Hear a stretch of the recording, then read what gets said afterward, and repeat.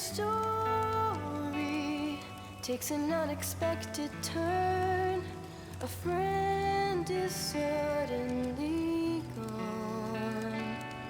We can cry our lives away, but if they were here they'd say, go forward, you must keep moving on.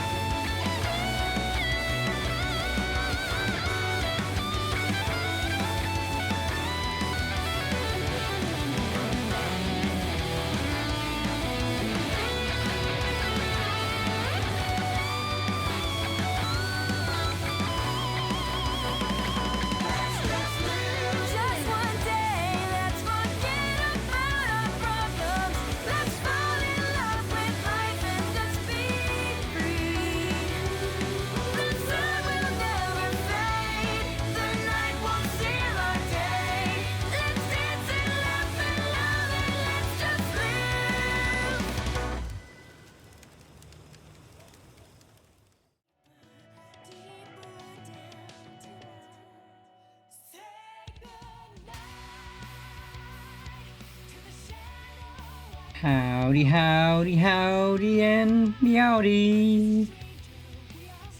Happy Monday, Catfish!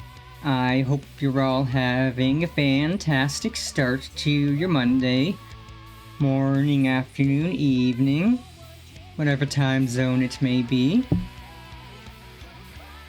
I'm having a pretty good start to mine. Especially because I have a few new things to show up today. Firstly, I have added 2 new channel partner redeems. The first is simply hair request. You can redeem that. I believe I put it on a 15-minute cooldown. But you can specify which hairstyle you want me to use. And I will swap between it, because that is literally just a few, like, quick button pushes to go between hair.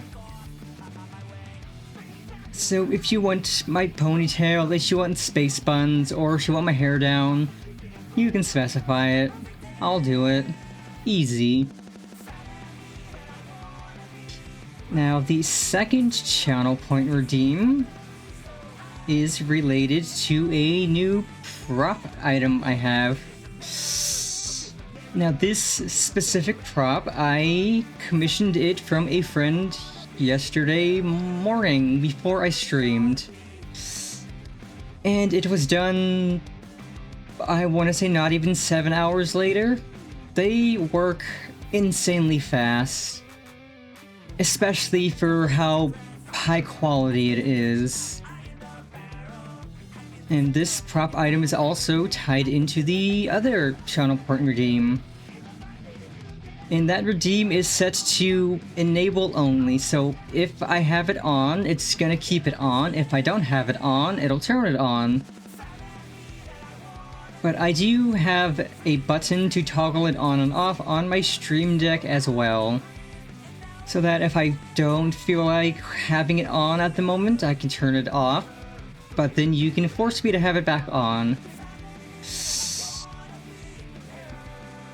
And in fact, I just had a good idea on how to adjust that redeem. So I'm gonna quickly look for a little sound bite. Because I can add a little sound bite to the redeem to play as it goes off. So let's yappy yap while I quickly look up a soundbite and see if I can find a specific one that I have in mind. So let's see. Bop, bop, bip, bip, boop, bip, bop, bop. But yeah, past the new channel point redeems and the new prop item, today we are again doing more Katawa Shoujo. Last Monday we finished all of Act 1, made more saves so we can go back after we finish this route and do just start on another route.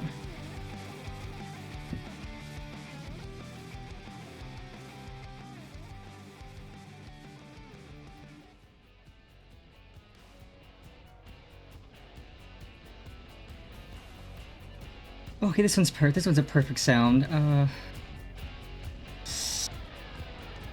In fact, actually, quite literally the perfect sound. Let me just pop it in the folder I need to pop it in.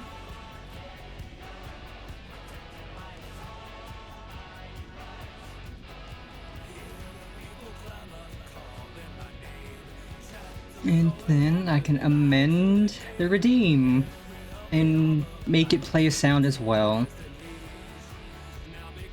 But yes, we finished Act 1, so we are now on Hanako's Act 2. And I think we will do each act one stream at a time, just so I don't go overboard with my voice. Because vocal rest is good. Okay, let's see. Toggle asset enabled. I will untether that real quick.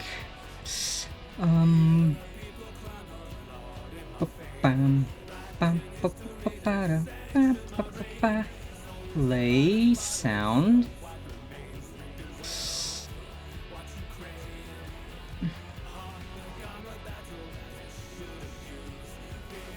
If true, enter. And enter. Okay, I'm not going to tether that just yet. I need to add the sound in.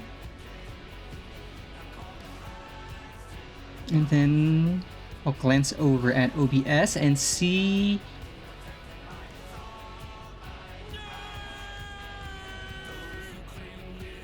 Okay, I need to make that louder.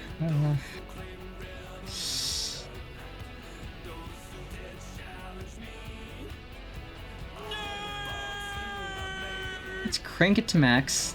See if that's good enough.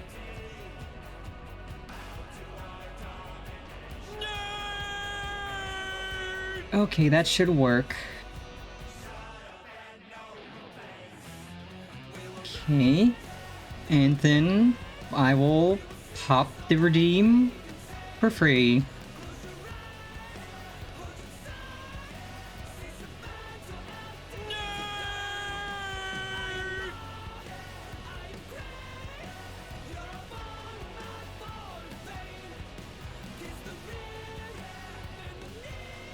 And that's the prop, or the new prop.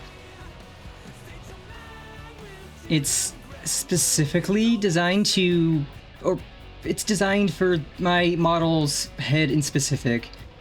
I sent the friend the base I made of my model so that they could work with it to get it accurate, and they absolutely cooked. They cooked so hard on this. Especially for how fast they finished it, which was impressive and insane, honestly. But yes. I am now even more of a nerd than I was before, which is honestly an achievement in its own right, I would say. And I even figured out how to get the headgear to move with my mouth opening, so that it more or less follows my teeth, which is pretty cool. It And it fits with most of my expressions as well, in fact, like...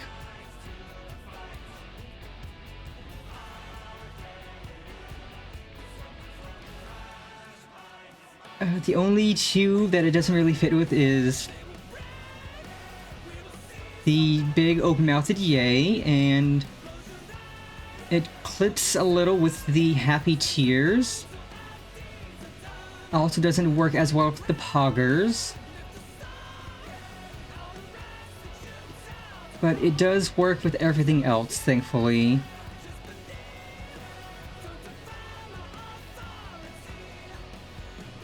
In fact, let me put my hair up and I can spin around and show what the back looks like. Or sides and back. Because it's not just this little metal bit fixed to my mouth, it's... do that. Pop. Let's put the buns on. Honestly, might go with buns today. I haven't done buns in a while. Let's see. Rotation 90.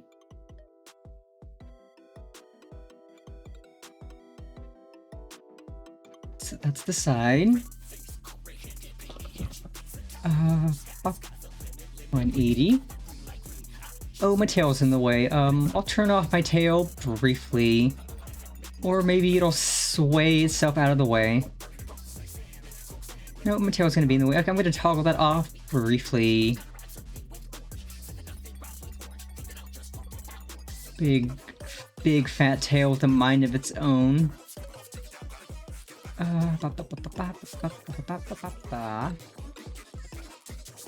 But yes, that's what the back looks like. Fitted to my neck properly.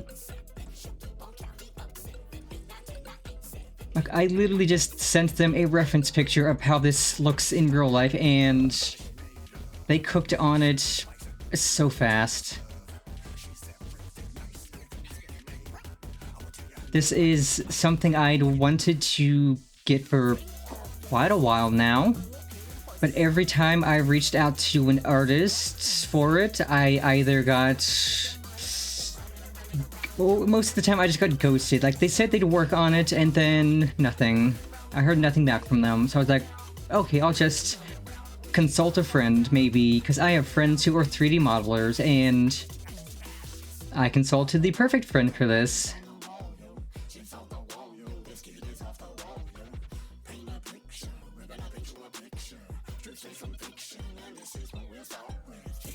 God, I look like such a dork. Anywho, let's get on into the visual novel goodness. And, like, I don't know how long Act 2 is gonna take. Like, last year, when I did all of Act 1 through Hanako's Act 4, that was, I think, a 5-hour stream, and then an 11.5-hour one. In fact, I'll check while we're getting the game up. But I think it was a decently long one, and then an absurdly long one. Because I just wanted to get it done and over with before I went into surgery.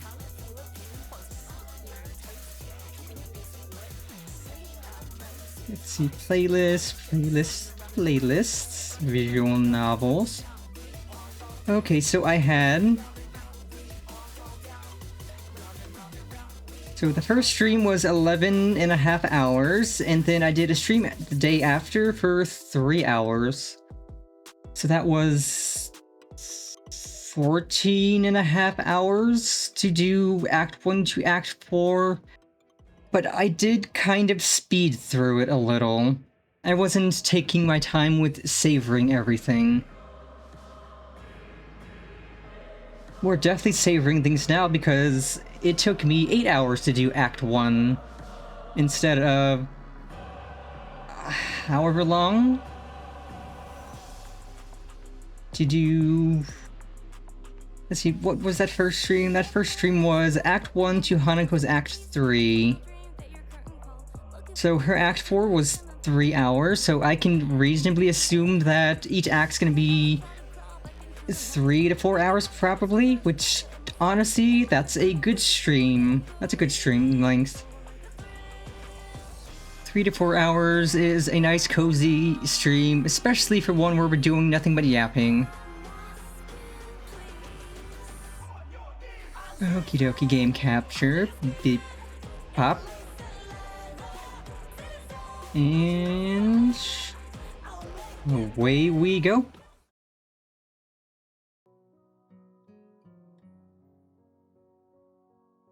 Also, right, crap. I forgot I was going to make a animation pose of what Hanako does recovering her eye with a hand. I'm gonna make a note on that real quick so I can do that after stream. Because I still need to get this headgear set up with most of my VRChat models. So I could just make that pose while I'm doing that. Let's see. Hanako.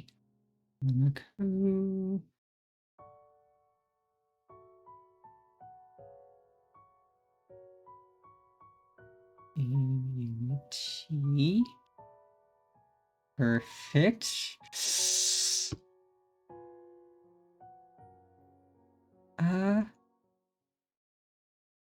Does it take me to my... Nope, it takes me to the beginning. I was like, does that take me to my save? Nope, that takes me to the beginning. But yes, this is where we left off. To town, to town.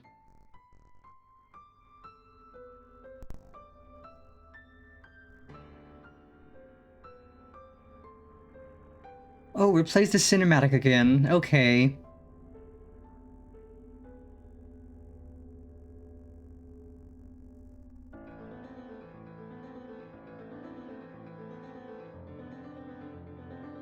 Also, fun fact.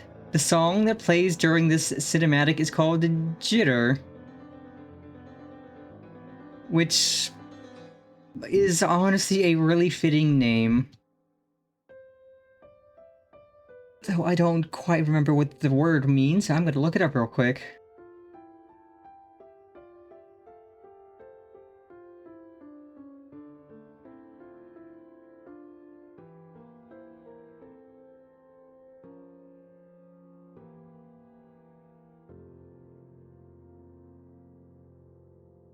Ah, yes, jitter. A sense of panic or extreme nervousness that...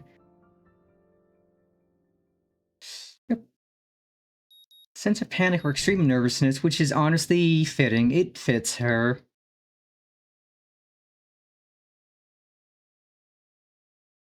I'm glad I have a notepad on my phone because ADHD brain go brr. My alarm blares into my ears, only to be swiftly silenced by my fist. Silence, clock.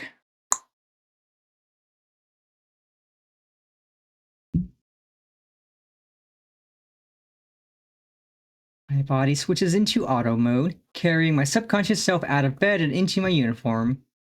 That's a mood. As always, my bottle of pills sit on my desk patiently, waiting for me to take them and pick out my daily dosage of medicine. 17 pills a day. Oh, that's a lot. God, I don't take nearly that much myself, and I take a decent bit. Let's see, that's it's 1, 2, 3, counting my allergy pill, I take 8 a day. Because I'm not counting ibuprofen, which is not a regularly needed thing.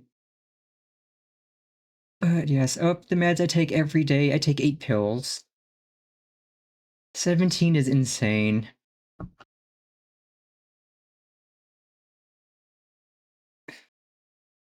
Before I know it, I'm opening the door to class 3-3. Glad to see that I'm not the only one who seems to be a little hungover from festival week. Every phase of the classroom looks gaunt. With the festival now over, it's as if everyone's life dreams have been achieved. With nothing left to live for, the students have relied on instincts alone to guide them to class.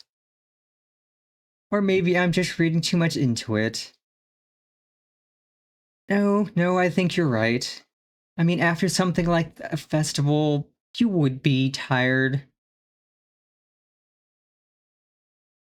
I slowly make my way to my seat, and it's only then that I realize why the room is so peaceful. The seats beside mine are blissfully empty. The world's loudest interpreter for the deaf has yet to arrive. And there she is. You spoke too soon, Hisao. Tisk tisk tisk. Just as I'm about to sit down, the door flies open, revealing a resplendent Misha. Drills bobbing from the dramatic entrance and arms stretched toward the sky. Yahoo! It's all over. It would appear that not everyone is affected by post-festival depression. I don't think there's a thing in the world that could get her to stop being energetic. You could strap her down to a chair and she would just find some way to be joyful about it.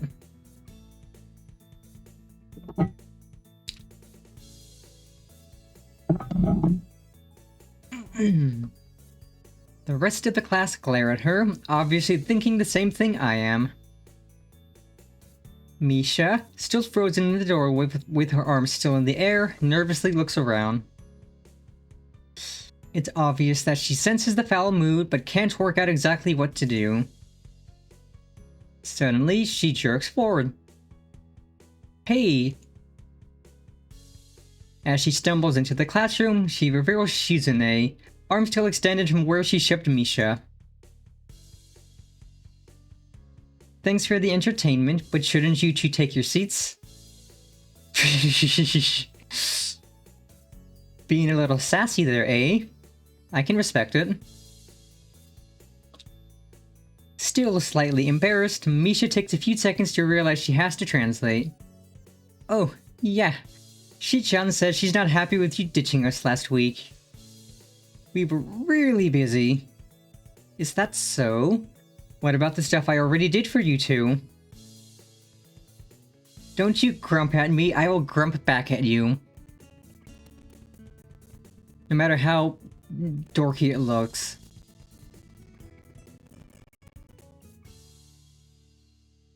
She says that only counts for council members. Since you declined, she doesn't owe you anything. Misha leans closer and whispers conspiratorially into my ear. Actually, I think she's just a little sore that you didn't spend the day with her.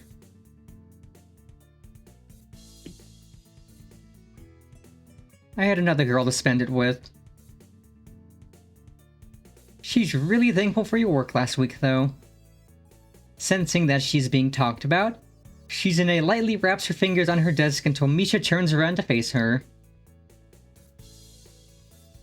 I can't understand any of that fast-paced signing that's going on, but from Shizune's slightly embarrassed expression and Misha's poorly contained laughter, I can guess.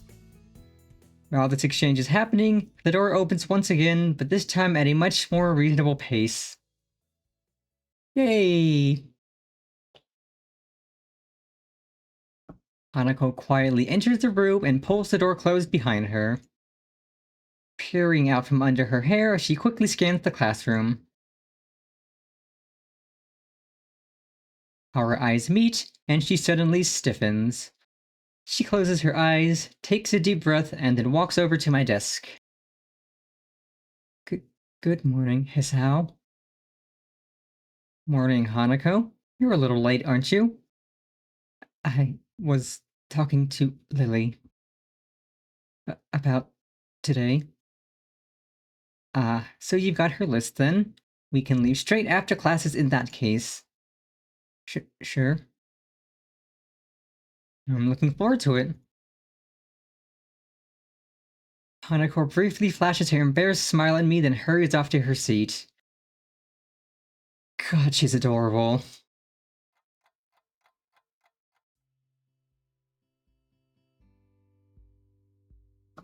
During classes, it becomes apparent that it's not only the students that are a little despondent after the festival. Muto simply gives us a list of exercises from the textbook and then sits behind his desk. I totally forget about the brief lunch period for a moment, such is the banality of the day. It's mind-numbing, and everyone seems surprised when the bells signal the end of the lessons. As I am packing up my bags, Shizune and Misha, how did I mix those up? As I am packing up my bags, Shizune and Misha flank and entrap me. Say, Hichan, it's still not too late to join up. There's a lot of post-festival paperwork for us to complete. Sorry, Misha, I've got plans. As if sensing the cue, Hanako appears behind me holding a small bag and trying to avoid eye contact with the outside world. Mood? Misha's eyes open wide and then she bursts into laughter. Oh god, Misha, you fool. Bwahaha! You move fast, don't you, Hichan? We won't disturb your day any further. Behind the roaring Misha, I see Shizune taking far too little interest in the scene. I might be taking this the wrong way, but I think she's deliberately ignoring me. I feel a gentle tug on my shirt and turn to see Hanako's eyes fixed firmly on the floor. That's... Gotcha. Shizune, Misha, I'll see you later. And I'm still not interested in the council. Spoil sport. You're one to talk, Misha.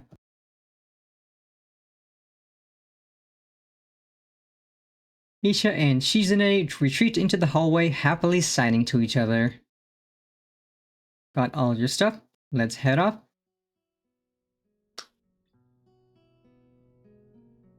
Floods of students pour out of the school gates and onto the road into town. It's a little weird. It's almost a scene from any other high school, but the illusion fades because of the occasional wheelchair or missing limb. One thing I do notice is that nobody is alone. I mean... For a school like that, you wouldn't want to be alone, even just for a trip down the hill into town. 'Cause, like, what if something happens to you and there's nobody there to help?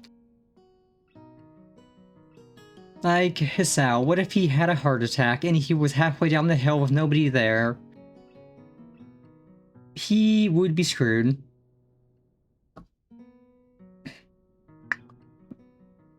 And as Hanako and I pass through the gates, I notice that she closes the distance between us. Not enough to be considered close, but she certainly isn't at her usual just a little far position. I guess we're not familiar enough for her to get as close as she does with Lily.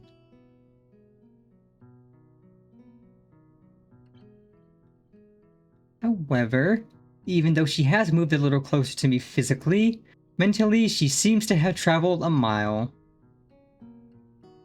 Her hands clutched around the leather straps of her bag to the point of whitening her knuckles, her head down and her mouth pursed closed. She almost looks like she's being walked through the principal's office for the first time. Boy, oh boy, imagine being the kind of delinquent that gets sent to the principal's office. Couldn't be me.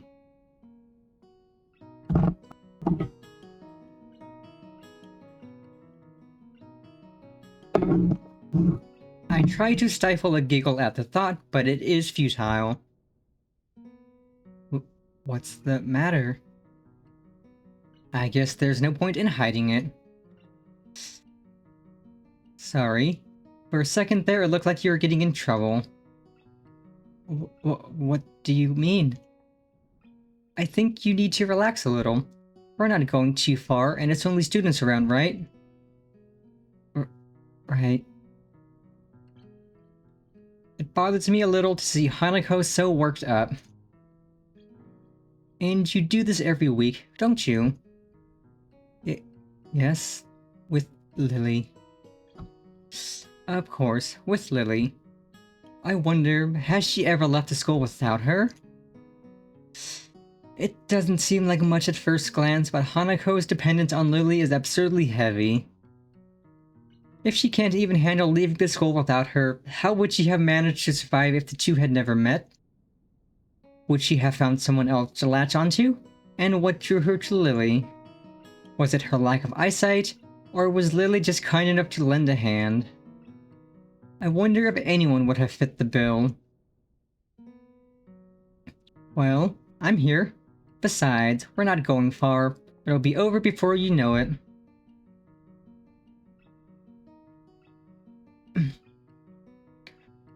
Hanako's knuckles slowly regain their color as she tries to hide a small smile, but the effort of that seems to prevent further conversation.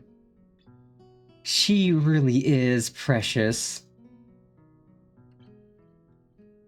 And you can see why she's my best girl.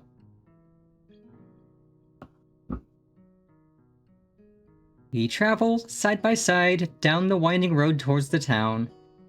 The crowd of students thins as we continue along the sidewalk. Faster students rush ahead, and the less mobile ones fall behind, rarefying the crowd into nothingness. I think I pronounced that word right, but that is a big word. Or at least it's big enough in something I don't use ever to not be something I would know how to say properly, probably. Oh boy, I left my inhaler in my handbag. I'm just gonna stand up and grab that real quick.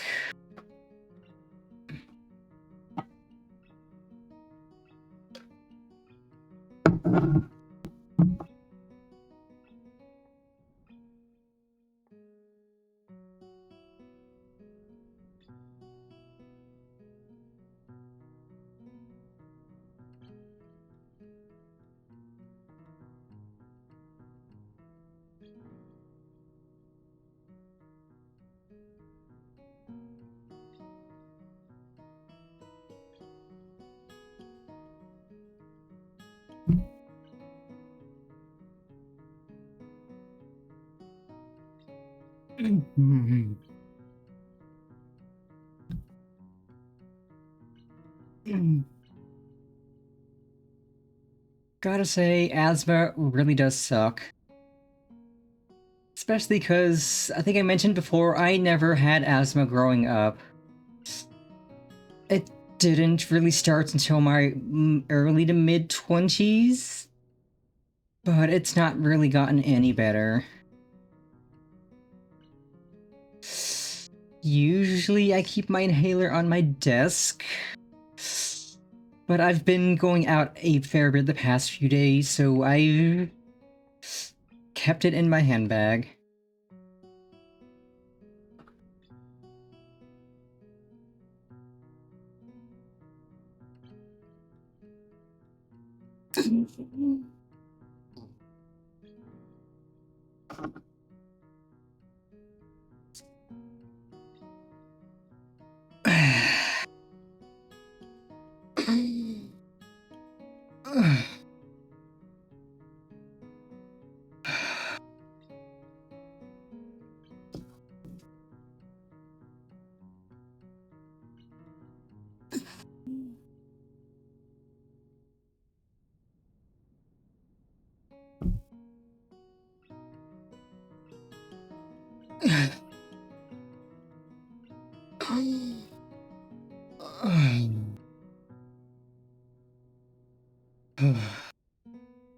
That's better. I'm just gonna tuck my inhaler up on my desk so that it's there if and when I need it. Much better. Now my lungs don't feel so heavy.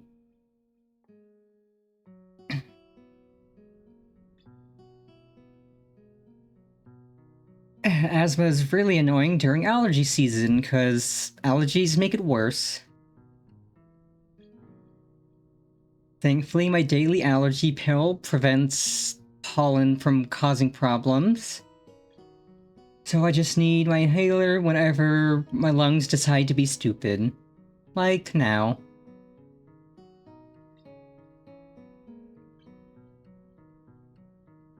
And it really isn't easy getting used to inhaling something other than air.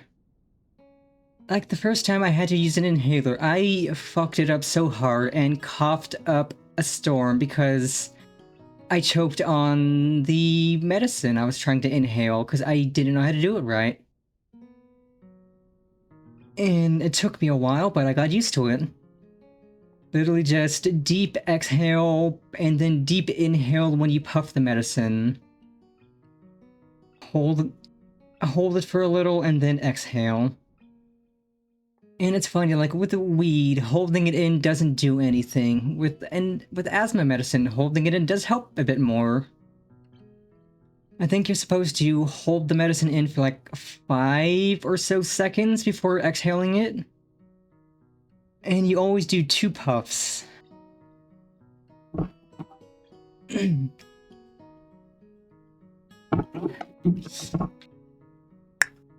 By the time we reach the convenience store, we are practically alone. Using me as a shield between herself and the attendant, Hanako moves through the narrow aisles, adding an assortment of items to her basket. We don't have too many convenience stores like these near me. Like, we have, like, your generic 7-Eleven, like, gas station mini stores. But not like an actual proper little mini store you can go into, or mini marts that has, like, sometimes fresh foods and stuff. Like, the closest one to me is a 15-minute transit ride. So the closest gas station mini-mart is a 10-minute walk. Whenever I'm feeling up to braving the sunshine and the heat.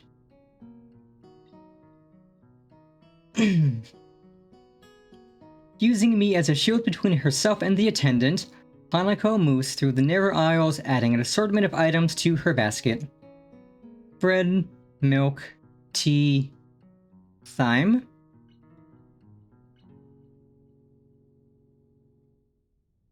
And I don't know if that's pronounced time or thyme. I'm pretty sure it's pronounced time.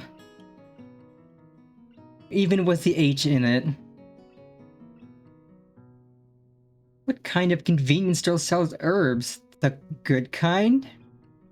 I don't think I could get herbs at any convenience store near me. Lucky. Not that I really need herbs all that much. Like, if I need herbs, I'll go to the grocery store.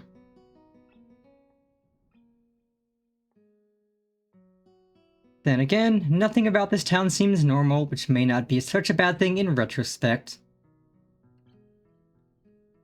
Everything is so different and uncomfortable, dwelling on such matters isn't really an option. When I think about that, it reminds me of Hanako.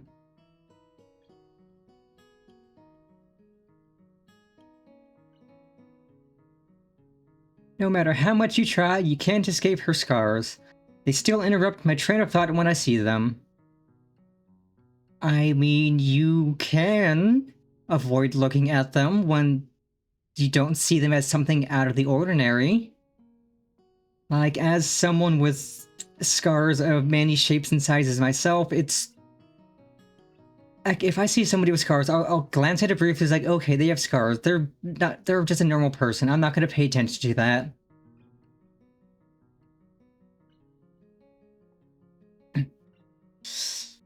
As much as I don't want to admit it to myself, I think I'm forcing myself to try to ignore them. Not that I am scar-free myself, the jagged line down my sternum will never completely fade away. Neither will my surgery scars. Scars from medical treatments, scars from medical tests, scars from me hurting myself in stupid ways. Thankfully, most of my scars are fairly easily hidden.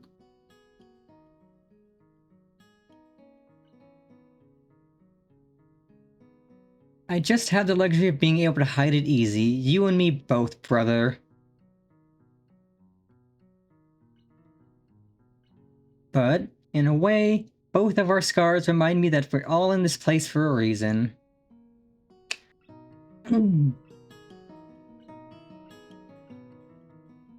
Great. At like he mentioned milk. I haven't had a good strawberry milk in ages. Next time I'm at the store, or next time I feel like going down to the mini mart, I'm gonna get a Nesquik strawberry milk, because that stuff's the good stuff. The king of milk products, strawberry. Hanako throws one last item into her basket, then sheepishly holds it out to me along with a few banknotes. Could you... please? It takes me a second to understand what she's trying to say. Oh, you want me to pay for this? She nods, but doesn't look up. I guess this task falls to Lily on the usual occasions. Sure, let me just grab a couple of things. Hastily, I grab a few essential items for myself and head for the counter with Hanako in close tow. The attendant gives me an indifferent nod as he scans in the items. I suppose just ignoring us is one way to deal with the anomalies of Yamaku. They must get a lot of students here, being the closest store to the school. The staff must all have their own way of dealing with us. Or maybe they don't. Maybe it's only me who thinks twice about my unique schoolmates. Our transaction complete, Hanako and I head back out onto the street.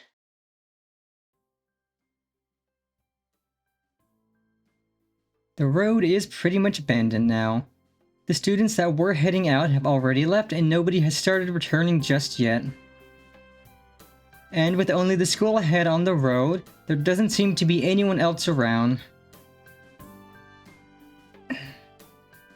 The emptiness certainly reflects on Hanako. Her arms by her sides, each carrying a bag, her head no longer bowed and back to the upright position. It's almost as if she were enjoying this walk. I mean, a nice late afternoon walk's always enjoyable. Even if I can't walk as long as I used to. So, why all these weird things? Mixed spice? Why would you need that in school? I sometimes like to make food. Well, yeah, so do I, but spices? That's a little more advanced, don't you think? Not really. Well, I think it's cool. You'll have to teach me one day. Sure. She doesn't seem all that sure, but pushing the point doesn't seem all that wise. I mean, I honestly wouldn't consider spices to be all that advanced.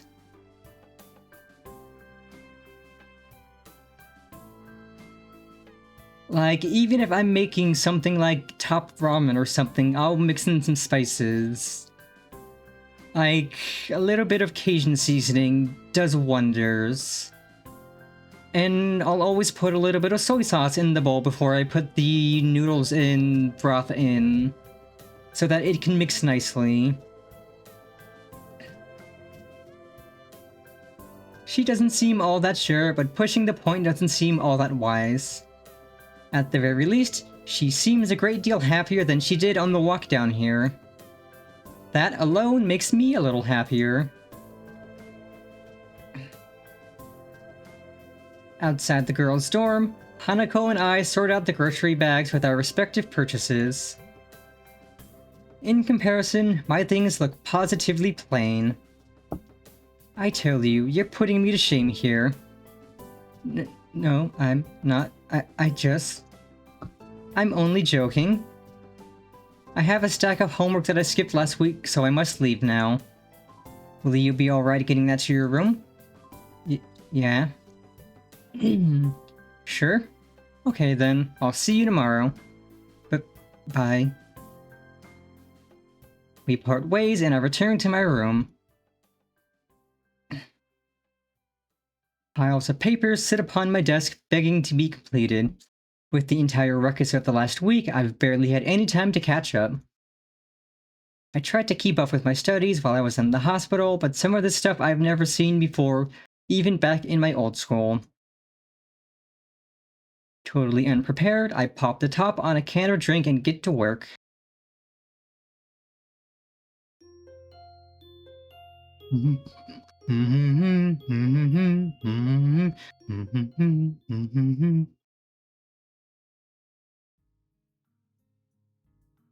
The days are really starting to heat up.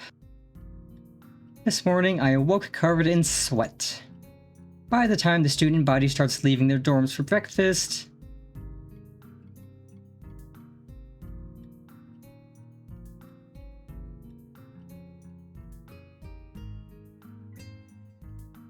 popping top on Twitch? What do you mean?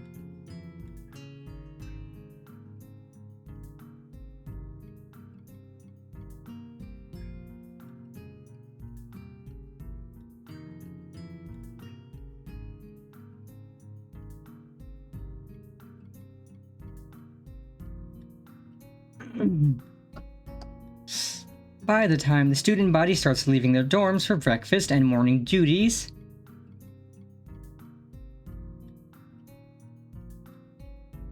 the sun has taken full effect. Oddly, that puts me in high spirits. Well, I'm not popping top. As you can see, this is an off-shoulder shirt and it has a nice little strap. Everything is covered up. I am not showing anything I'm not supposed to show. I know better than that.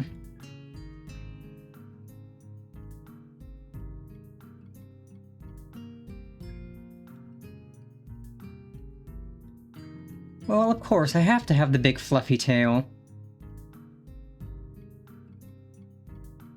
It's not even 8, yet I feel that this day is going to be one of those pleasant, tranquil, warm ones. If I weren't at a school that considered every absence from classes as a sign of a life-threatening situation, I'd consider skipping the whole day and just relaxing in the school gardens. Yes, today will be a genuinely lazy day. For a second, I stop in mid-stretch and consider the nurses worrying about exercise. Maybe I should have kept up those morning jogs. Running with someone like Emmy might have been a little testing, but if I worked at my own pace... who am I kidding? I couldn't stick to something like that without some kind of motivation. It's not like I sit around all day. The walk to and from the convenience store counts as exercise, right? Especially the walk back up the hill. Ah, God, I can't do hills. Hills are evil, like staircases. Like, I used to do hills just fine. I can't do hills anymore.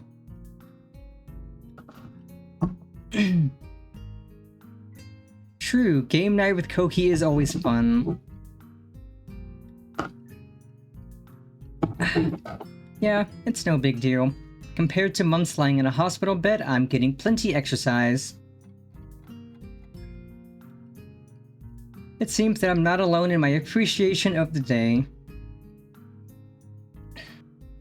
Nearly every member of the class is glancing through the window and into the tantalizing sky. Even the steadfast Shizune seems to lack her usual vigor for schoolwork. Misha, as brazen as ever, has even unbuttoned the top buttons of her shirt and is fanning herself with a notebook. I must have been staring, as she's now sticking her tongue out at me. However, she shows no signs of halting her efforts, nor is she trying to hide the fact.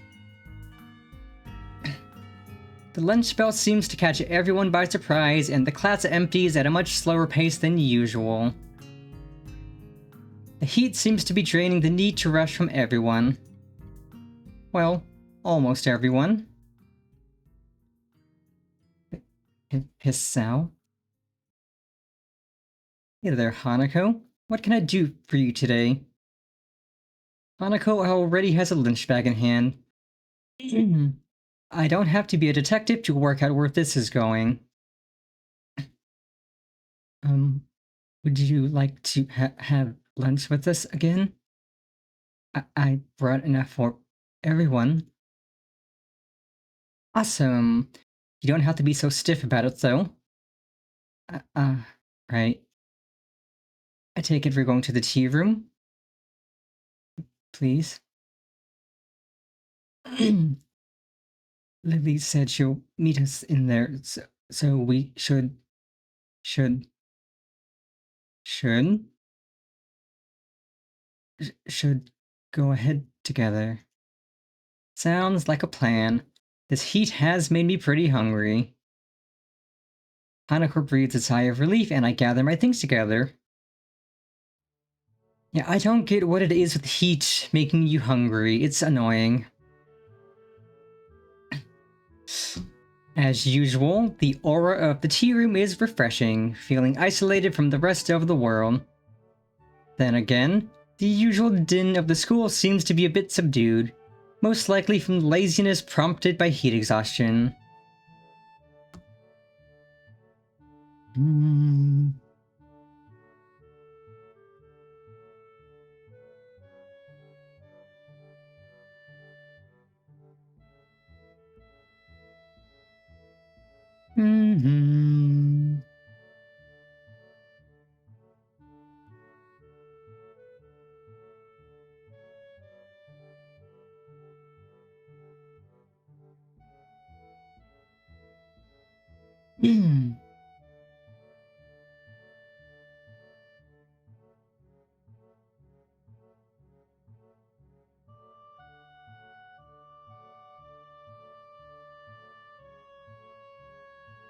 What scene?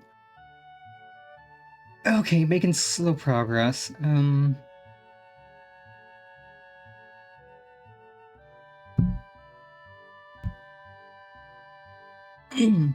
Hanako slowly spreads her food on the table, intently focusing on every little movement as if she's trying to keep her mind off other thoughts.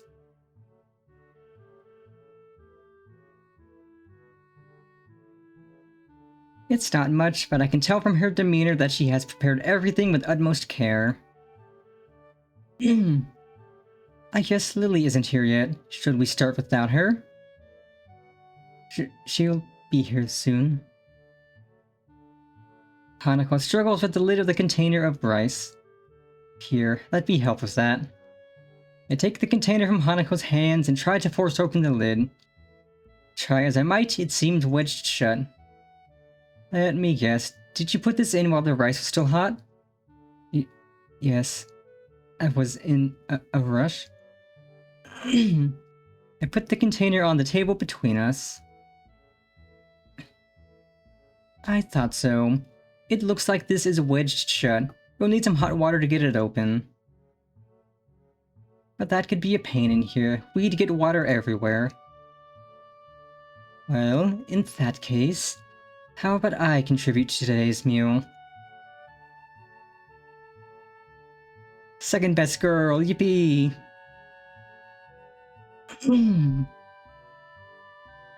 At the door, Lily smiles while holding up a bag stocked with various buns and bread rolls. I can't help but do the same. Since you two had a change of plans because of me, I thought I would bring a little something. Thanks, Lily. Here, let me get that for you. With a little guidance, Lily's bread assortment joins Hanako's riceless platter. I hastily make some tea to complete the picture. Well, I'm looking forward to this. As I take a bite, I notice Hanako trying her hardest to not look like she is looking at me. It's nothing special, but then again I can't really complain. I'm pretty lazy when it comes to cooking for myself. Not bad. I guess this is made of the stuff you bought yesterday? Yes. Hanako's eyes shout at me, begging for some kind of feedback. Well, it was clearly worth it. Thanks, Hanako. I wanted to show you this after yesterday. It's okay, I was just a little surprised at the stuff you were buying. Hanako's always liked to experiment when it comes to food. I think it's good, most of the time. While Lily's smile doesn't waver, the slight change in her tone tells me that things have not gone so well in the past. And it's not like Hanako has many people to sample her cooking. Hang on. Was Lily waiting for me to go first? She didn't start eating until after I said it was alright. Her cheeky grin tells me that this was a deliberate action on her part. I'll have to try and work out how to get one over her in the future to make up for this.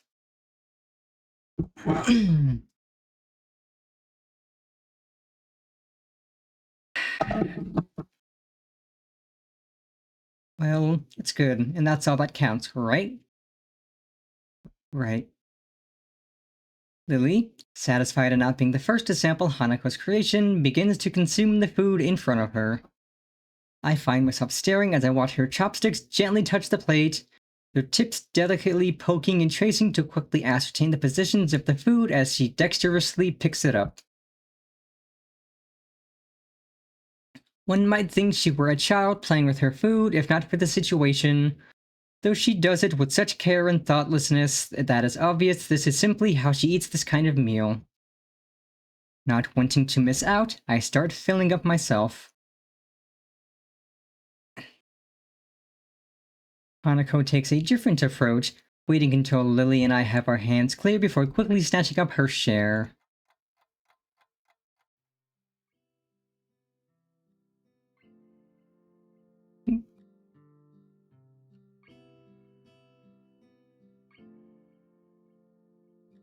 Before long, the containers are empty, save for the still shut rice container. Thank you, Hanako. That was filling. No, thank you for the bread. Yes, it would have been a disaster if not for that. You're both welcome. But now I must be getting back. It's far too easy to be late after eating here. Yeah, I see what you mean. I think we'll just clean up here and then head off.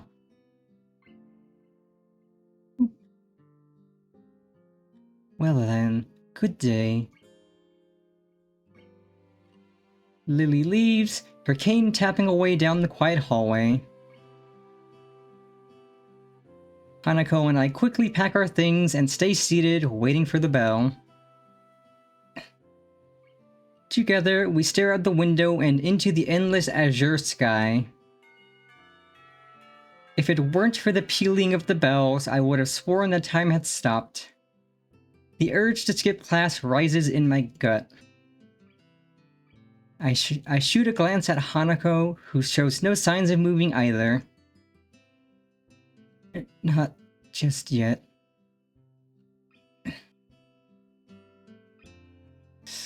Looks like we've got an ad starting, so BRB in a few minutes. I don't like them putting chemicals in the water that turn the friggin' frogs gay. Do you understand that? Turn the friggin' frogs gay. Serious crap, gay. Frogs, friggin' frogs. It's not funny. I'm gonna say it real slow for you. Gay. Frogs.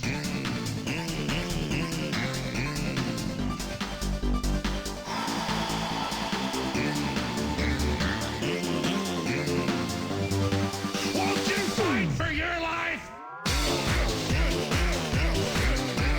Gay. Frogs, friggin' frogs. I don't like the frogs. Gay. Friggin' frogs. Frogs. Friggin' frog crap. Won't you fight the frogs? It's not funny. I'm gonna say it real slow for you. Frogs. I don't like them putting chemicals in the water that turn the friggin' frogs gay. Do you understand that? friggin' frogs gay. Serious crap gay. Frogs, friggin' frogs. It's not funny. I'm gonna say it real slow for you. Gay. Frogs.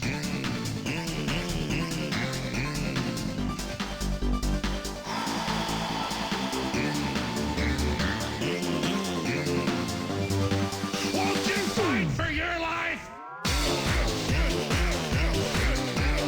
Gay. Frogs, friggin' frogs. I don't like a frog. Gay. Friggin' frogs. Frogs. Friggin' frog crap. Won't you fight the frogs? It's not funny. I'm gonna say it real slow for you. Frogs. I don't like them putting chemicals in the water that turn the friggin' frogs gay. Do you understand that? Turn the friggin' frogs gay.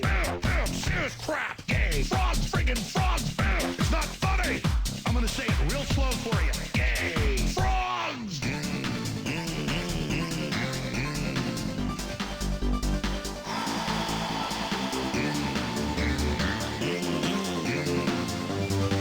Won't you fight for your life?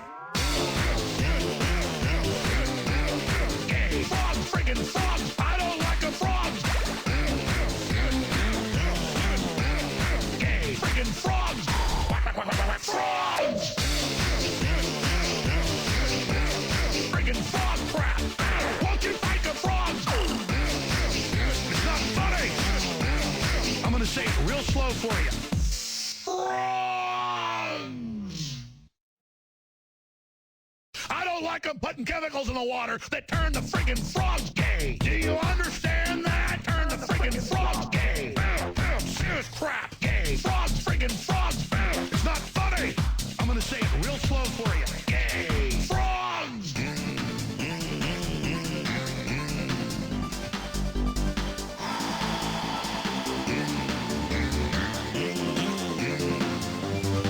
Won't you fight for your life?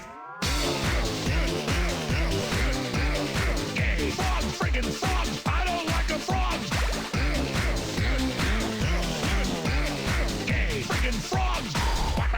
Frogs.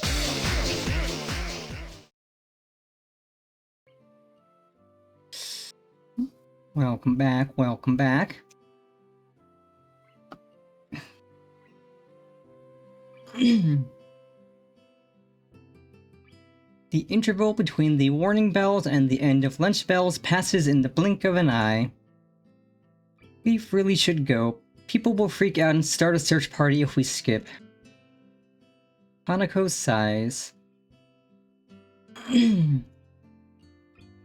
You're right.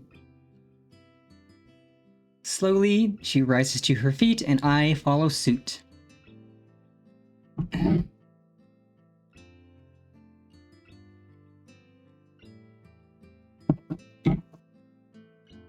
Silently, we make our way up the old stairs to the third floor and then to our classroom. At the door, I take point and open the door ahead of Hanako, bowing my head down in apology for in advance. I'm sorry we're late, teacher.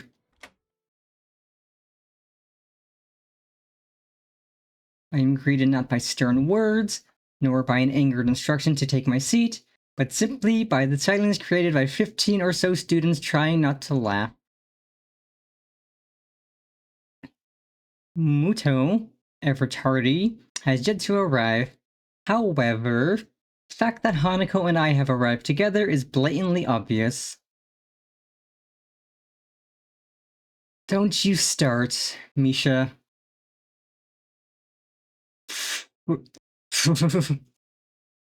Make that about 14 students trying and 1 student failing.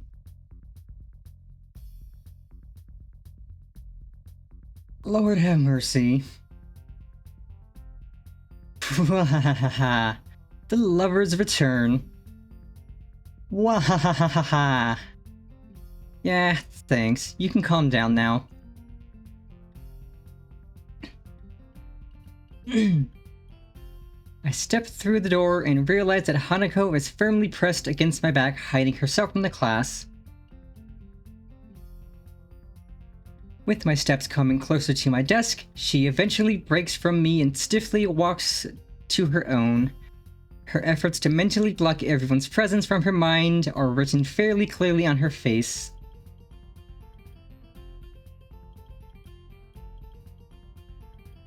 Quickly checking the door for any signs of the teacher's arrival, I make a trip to Hanako's desk and whisper in her ear. Don't worry about Misha, she's always like this. I enjoyed myself today. Don't sweat it, okay? Hanako nods her head behind her folded arms, but still doesn't show her face.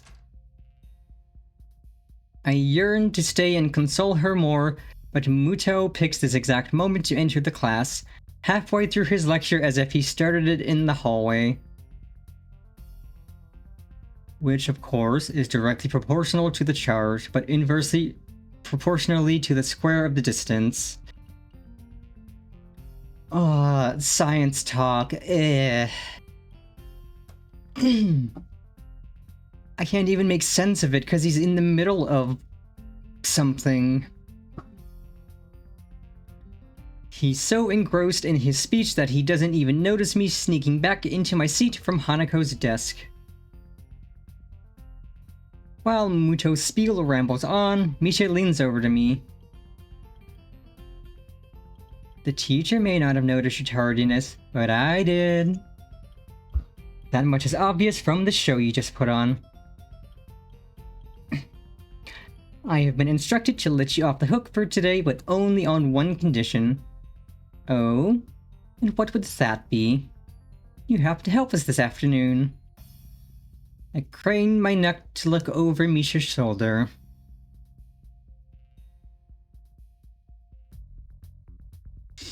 Probably should have done that the other direction because I just clipped my head out of the screen. Mulligan. I crane my neck to look over Misha's shoulder.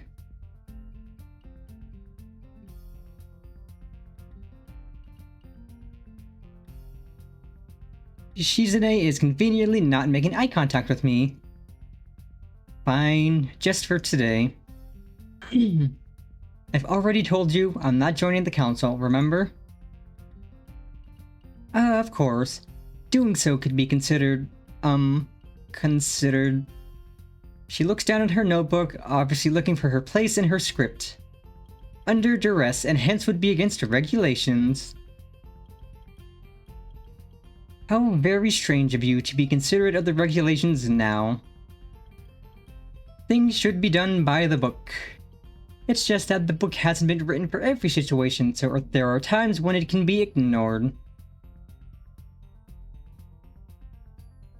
And yet you two wonder why no one else wants to be in the student council. After poking her tongue out at me, Misha returns to her workbook, and we battle our way through the latter half of the school day.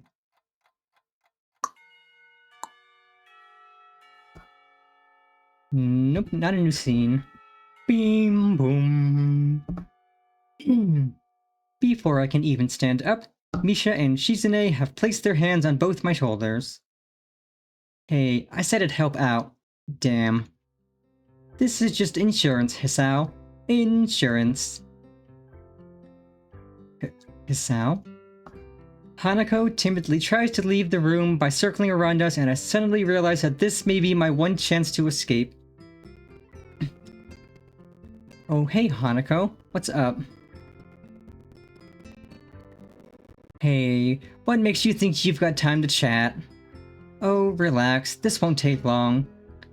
Sorry, Hanako, you were saying? I was going to go to the library and I thought...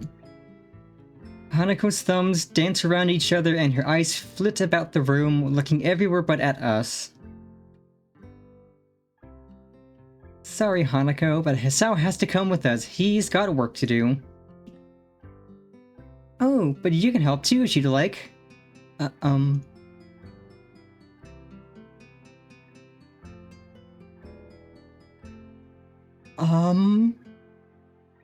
Well, you obviously can see the decision I made when I was doing the route the first time. Off stream at least. I've done enough work for the council already.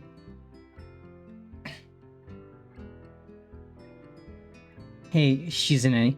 I know I said I'd help, but I forgot I'd already made plans. Besides, I helped out more than my fair share last week, didn't I? I promise I'll make it up to you some other time.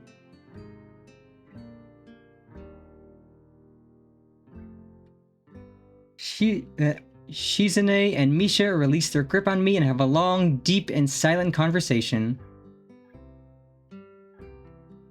Well, you have a point there. To be honest, we were only going to spend the rest of the budget on cakes. So if you're not there, it works out better. More cake for us. Wahahaha. You shouldn't be spending the school budget on cake.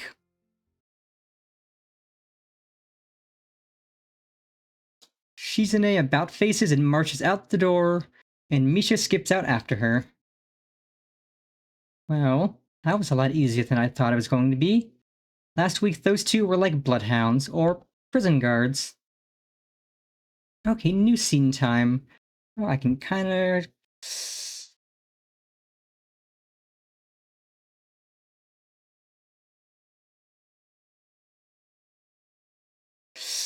Okay, so we have this, 1, 2... 5 more after this scene, and that'll be Act 2. Perfect.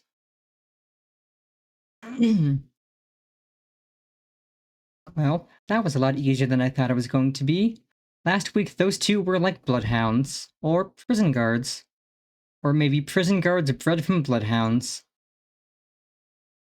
I can't believe I just thought that, let alone saying it out loud. I think I need to move away from Kenji. Boy, if that's not a good idea, I don't know what is. Never mind. Anyway, should we go to the library? Sure. Yay, library! Hanako follows me through the still-crowded halls to the library, using me as a shield. As soon as we are through the door, Hanako bolts for the counter where Yuko is stacking books. Before I can catch up, Hanako has whispered something to her. You'd find that in nonfiction, but I don't know where exactly. If you want, I can look it up. Never mind. Hey, Yuko, what's this? What's all this about? Oh, Hisao. Hanako was just looking for a book on... nothing. A book on nothing in the nonfiction section? I was just... I shoot a glance at Yuko. She looks like she's about to burst from the pressure of keeping Hanako's request secret. Oh, poor Yuko. Yuko, what did... Chess. She's looking for a chess book. I make a mental note to never entrust Yuko with any important information. Yuko? I'm sorry, Hanako, it just slipped out. Well, it's not a secret anymore. Come on, I'll give you a hand. I should really brush up on my skills too. Okay. God, if Miss Librarian breaks that fast, I wouldn't trust her with anything either.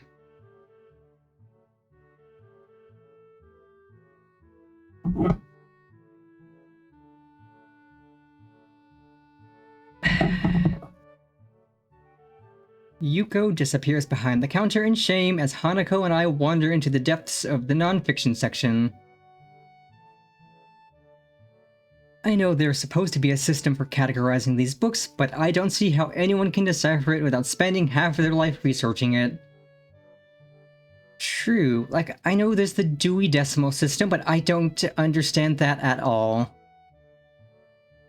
I'm sure it makes some sense to people, but not me. That's probably why all the librarians I know are neurotic. You only know one librarian. That's hardly a good measure to do an estimate on. Towards the end of the aisle, between a book on card tricks and some book on kids' games, stands a single book bearing the title Chess Tactics for Champions. Before I can reach for it, Hanako has the book in her hand, clutching it to her chest. Right, I was gonna do that pose too. Because this pose I'm using currently is similar. It's just not with both hands. And this one just has the one hand.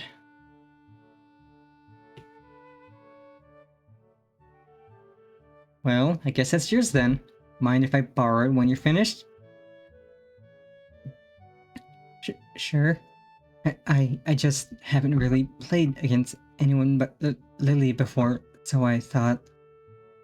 Damn. It's not like I was trying to beat Hanako deliberately or anything, but she seems to have taken it to heart. Then again, at least this means she wants to play me again. That's a plus, right?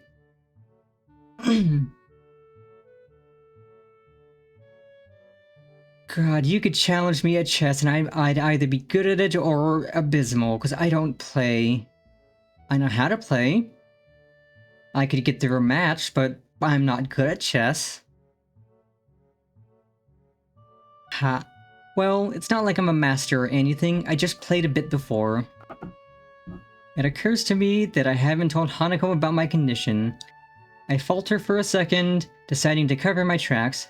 That is a conversation for another day. Before I came here. Are you right? Yeah, I was just remembering something.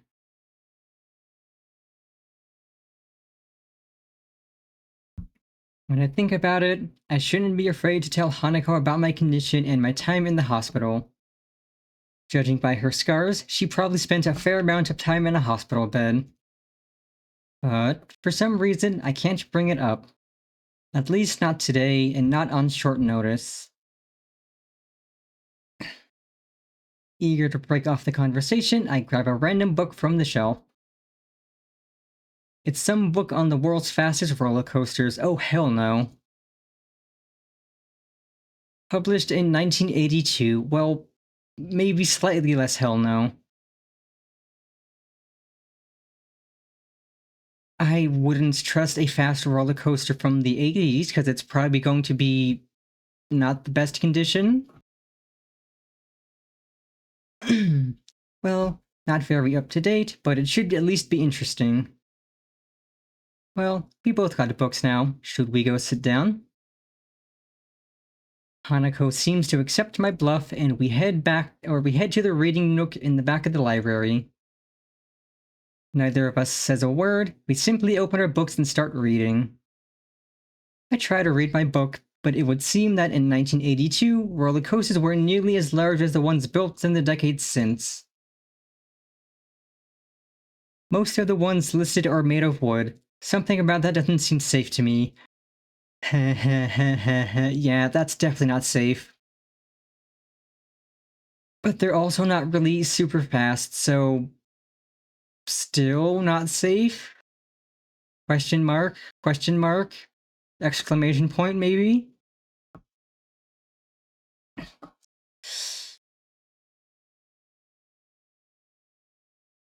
If I'm going to write on something potentially dangerous, I want it to be made out of steel, or some kind of space-age alloy that has big words like titanium and ruthenium. I quickly lose interest and my eyes wander across the reading area to rest on Hanako.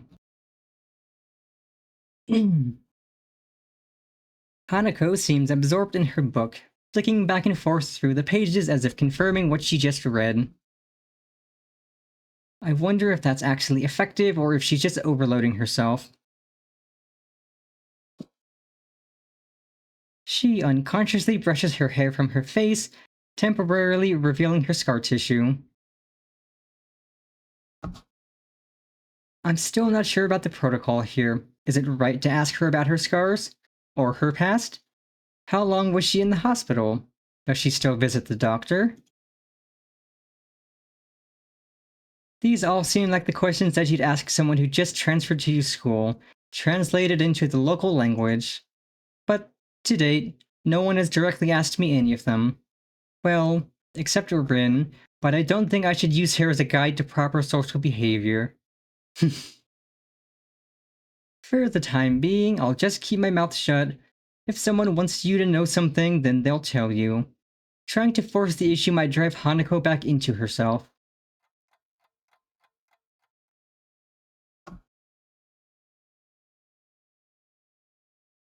Sorry to interrupt, but I have to close the library now. Already? I check my watch.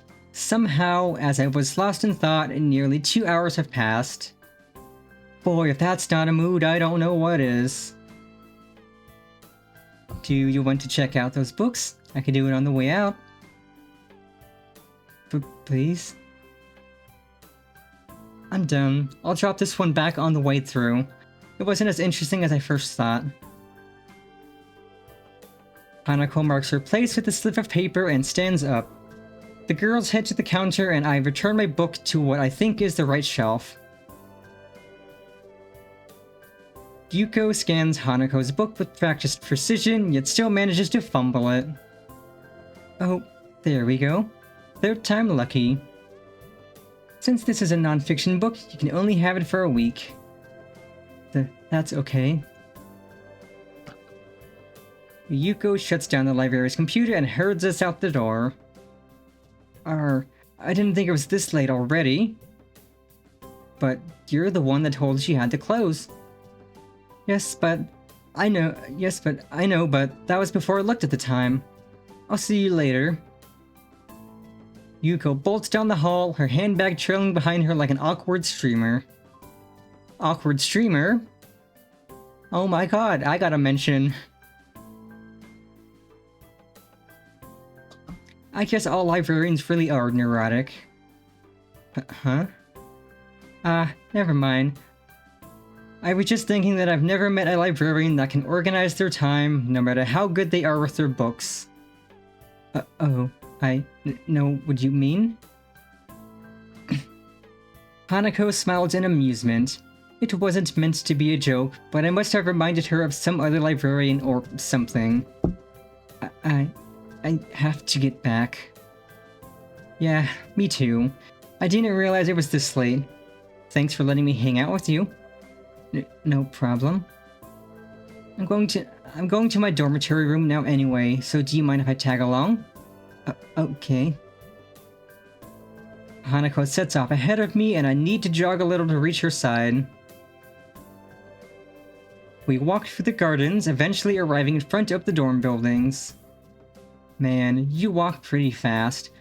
I used to play in a soccer club and you managed to outpace me.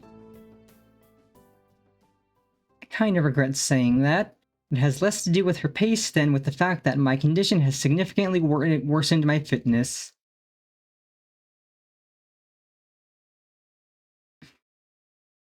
Hanako's reaction is odd.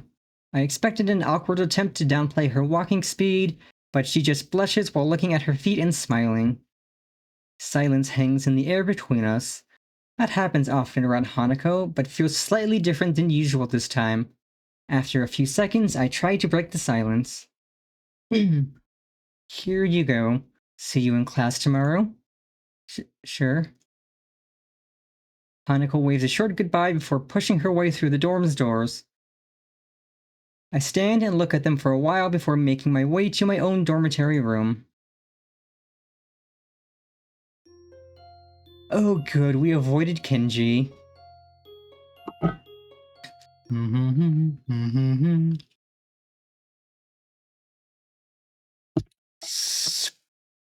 Scene. Dip, dip, dip.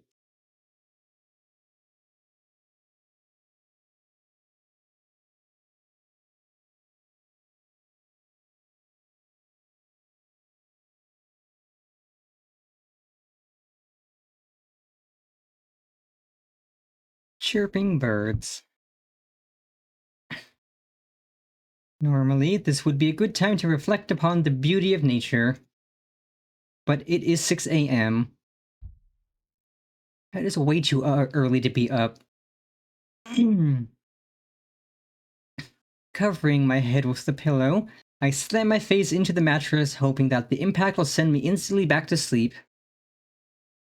Futile. Yeah, it doesn't work like that, champ. I toss and turn, but sleep simply won't return to me. Alright, nature, you've won. See, I'm getting up now. The lack of sleep weighs my mind down, and there's only one remedy for this: a nice, hearty breakfast. It would be nice to be the first person here, to be the first to dig into a piping hot pile of food, to sit wherever I desire. It would have been nice, but even my exceptionally early start has put me behind the most diligent students. I guess there are quite a few people that have early starts here, for one reason or another.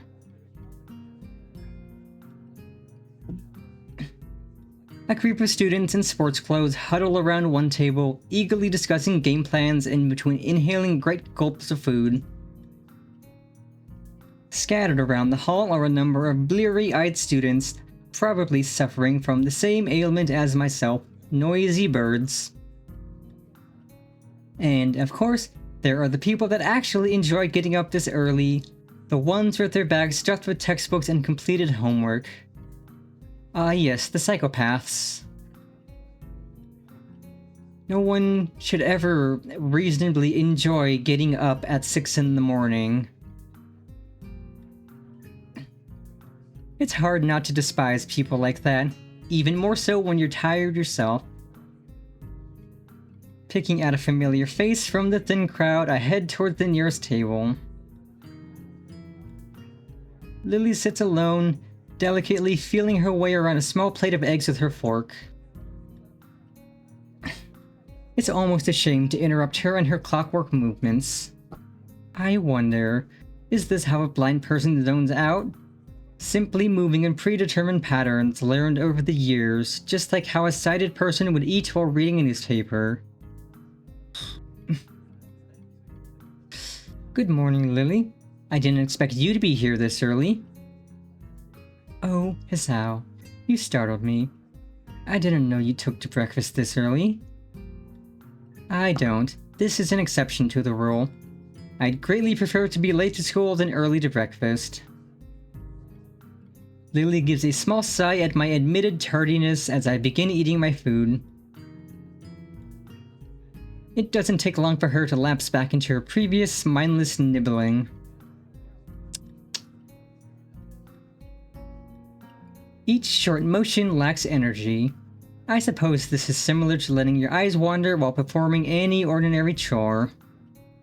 But after a few repetitions of the find food, eat food cycle, Lily puts down her fork and dabs her lips with a napkin.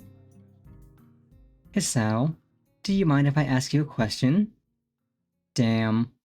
All I want is a little food and about 4 hours of sleep, and nobody says, "Can I ask you a question for a simple question?" Sure. Do you think of Hanako as a friend? Huh? This seems like a leading question. I guess so. Why do you ask? No real reason. I do have another question, though. Why is it that you think of her as a friend? This is well above my level. What is she expecting from me? I'm not really sure. I guess it's because she's a little different in the way she deals with people. Since I've known her, she hasn't really connected with anyone. She doesn't seem interested in other people, and I think people are a little scared off by her appearance. Really? I thought that kind of thing was, well, discouraged here, discriminating and such.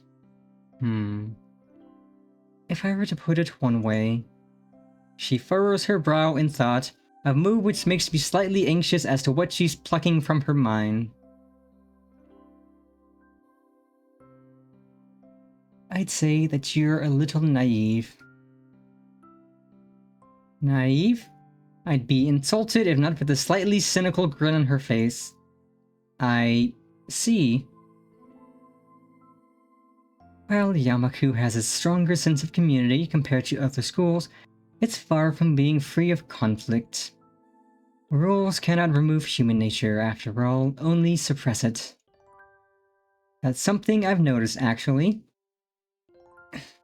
Just little things, like how certain people and cliques avoid each other in the hallways. It's no different than my old school, really.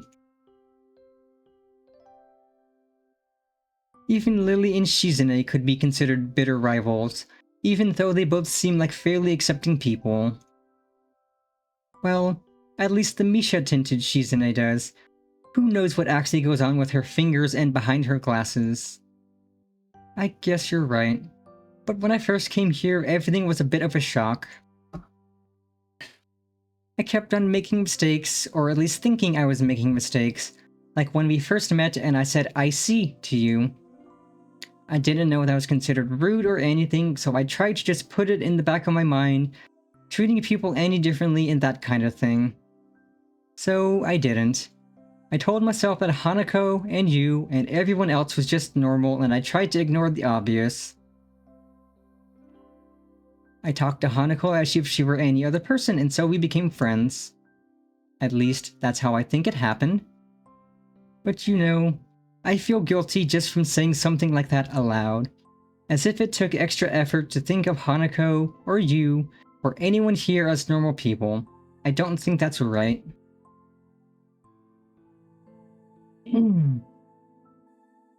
Hisao, I think you are naive, but I also think that you are a good person. It is perhaps one of your better traits. I suppose I can take that as a compliment? Tell me, are you free tonight? If you don't count homework, then I'm free as the breeze. In that case, would you care to join myself and Hanako for tea? I don't really have that much money at the moment, so going out isn't really... Oh, I didn't mean going out, just here, this evening. You can access the classrooms in the evening here? No, that's not what I meant. Hanako and I often use my room for tea parties together. Please feel free to drop by after desk. Sure, I see no problem with that. What's your room number? 225. Room 25 on the second floor. Okay, sure. Well then, I had best be off. I have class representative duties to attend to, after all. Until this evening, Hisao. Yeah, catch you later. Hang on. Was I just invited to a girl's room after hours? Is that even allowed? There is the curfew here, but I've never heard any rules about visitors in the dorm rooms. Even still, this is enough to get my sleep-deprived brain jump-started. Add that to a lukewarm breakfast and you have one hell of a pick-me-up.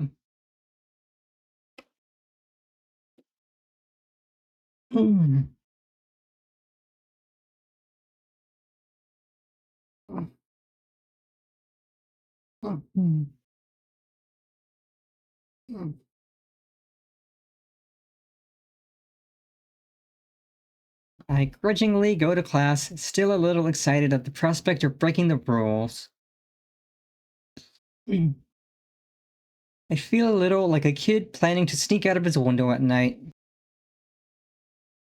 Well, maybe that's going a little too far, but when you compare an invitation to a party to 6 or so hours of lectures, I know which one wins.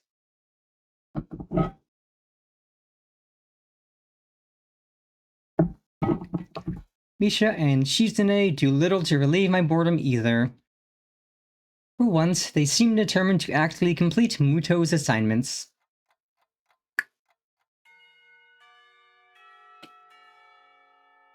Nevertheless, the day eventually winds to a close.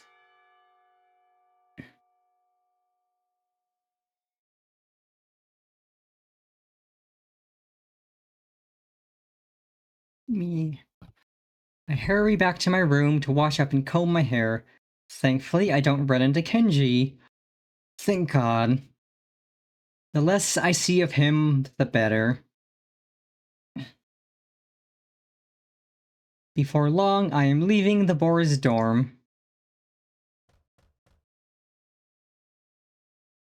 Yay, new scene!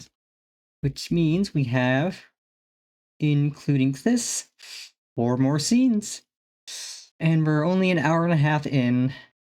Hell yeah, we're making good time. Good time.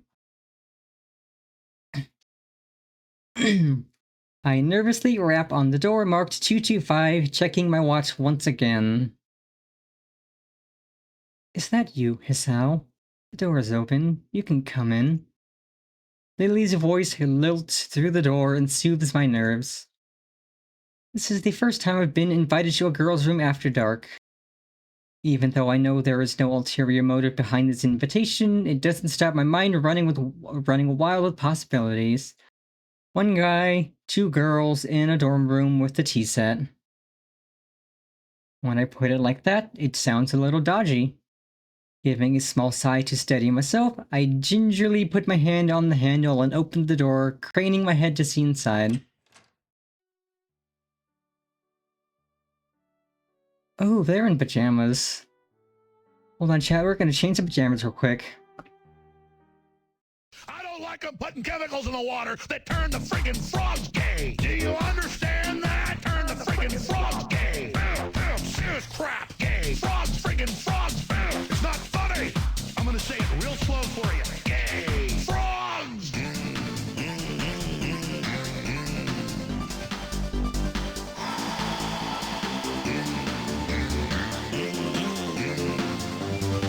Won't you fight for your life? Gay. Frogs, friggin' frogs. I don't like the frogs. Gay. Friggin' frogs. Frogs. Friggin' frog crap. Won't you fight the frogs? It's not funny. I'm gonna say it real slow for you. Frogs. I don't like them putting chemicals in the water that turn the friggin' frogs gay. Do you? Okay, then I need to choose an idle pose that's not covering my face. Because I do be having the baggy sleeveys.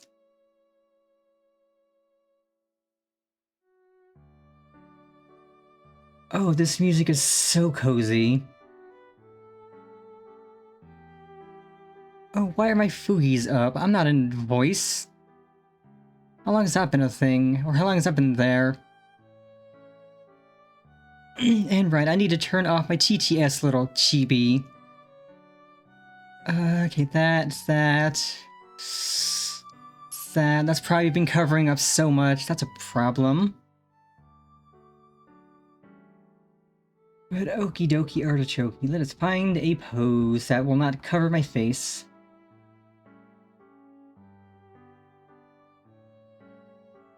But otherwise, we are ready for a tea party. Yippee!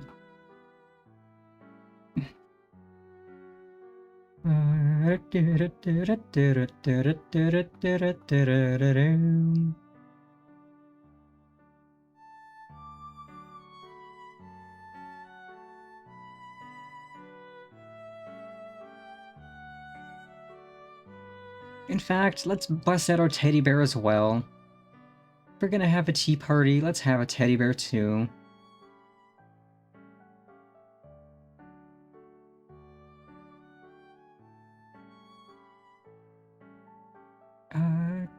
Okay, different pose. So this one's not covering my face.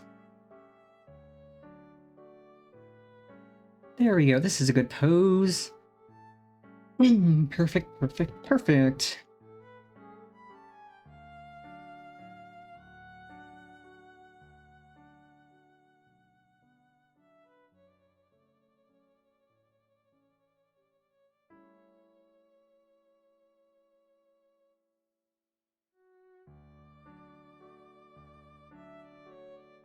The door opens completely and I catch my first glimpse of Lily's room.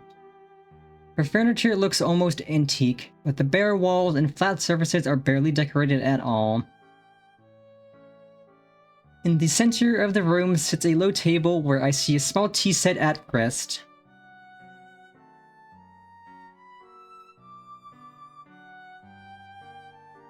It seems that everything in this room has its place, possibly excepting the several piles of books stacked up against the wall.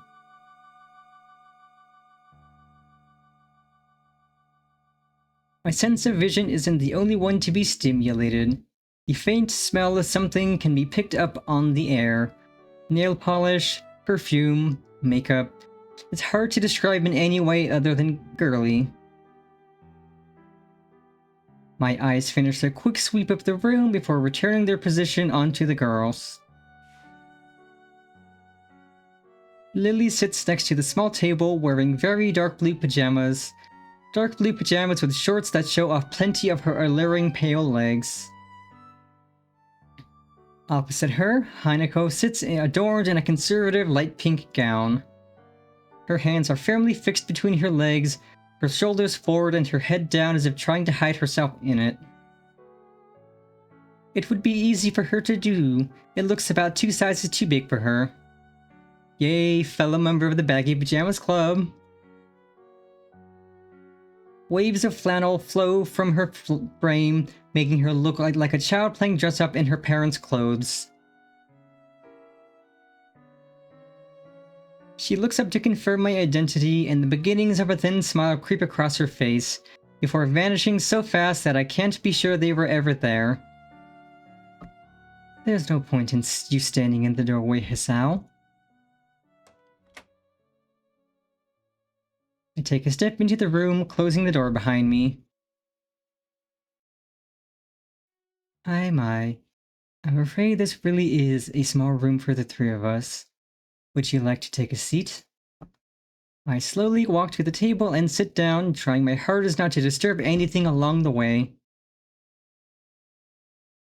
I also can't help but steal a quick glance into Lily's top as I sit. You perv.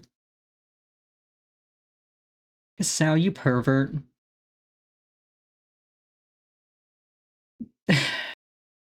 To be robbed of sight would be a most terrible fate.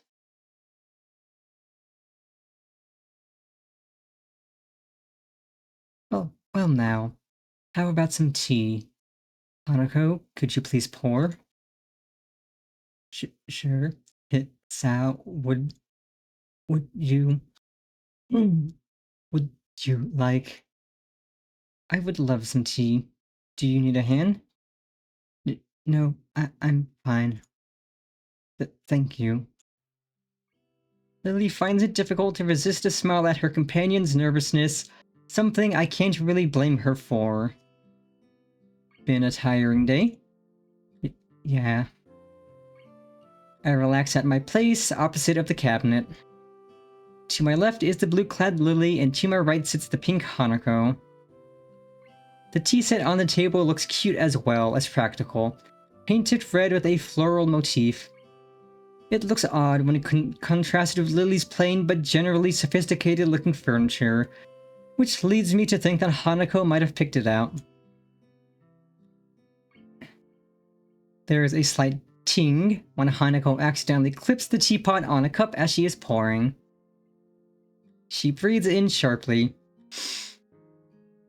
She must be really nervous, as it's not the kind of thing anyone would worry about.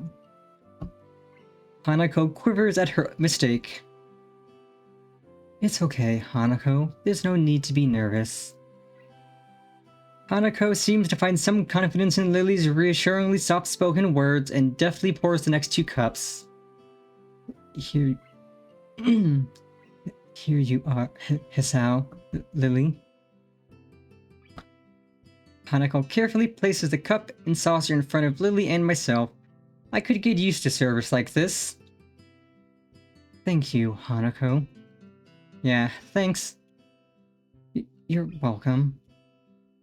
Lily searches for her cup and upon finding it, sips delicately. I do the same. This tea tastes somewhat better than the tea we usually have at school.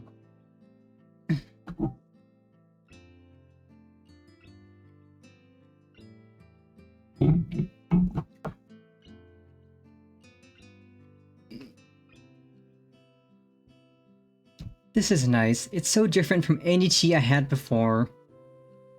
Looks like you picked the right one, Hanako. You've done well, even if it was a bold move. Hanako's smile returns, redoubled. Even with her blighted face, her shy smile couldn't be called anything but cute. Why do you have to describe her face as blighted?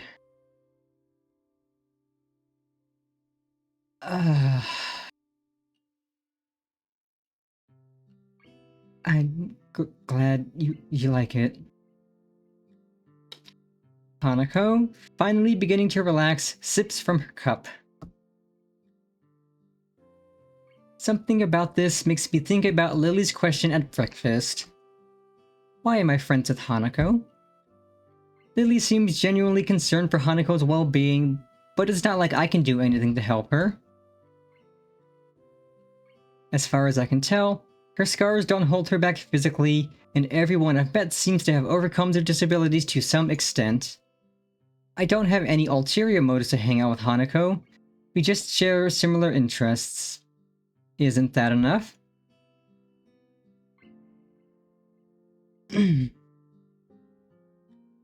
So, Hisao, are you enjoying yourself? Lily's words break me out of my reverie, and I take a second to reconsider where I am. I'm in a room with two girls in their bedclothes. This is something to be enjoyed. Yeah, lucky. Yeah, it's relaxing. Almost like I'm not in the school anymore. Do you do this often? Quite often, but not as often as we take tea in the school building. Considering they do that nearly every day, that's not a big surprise. As I move to take another sip from my teacup, I find it sadly empty. That was delicious. Thank you, Hanako. Lily? You're welcome. Yes, you're most welcome, Hisao. It's nice to have a third person here. Well, anytime you need someone to fill that position, I'm always available. Always.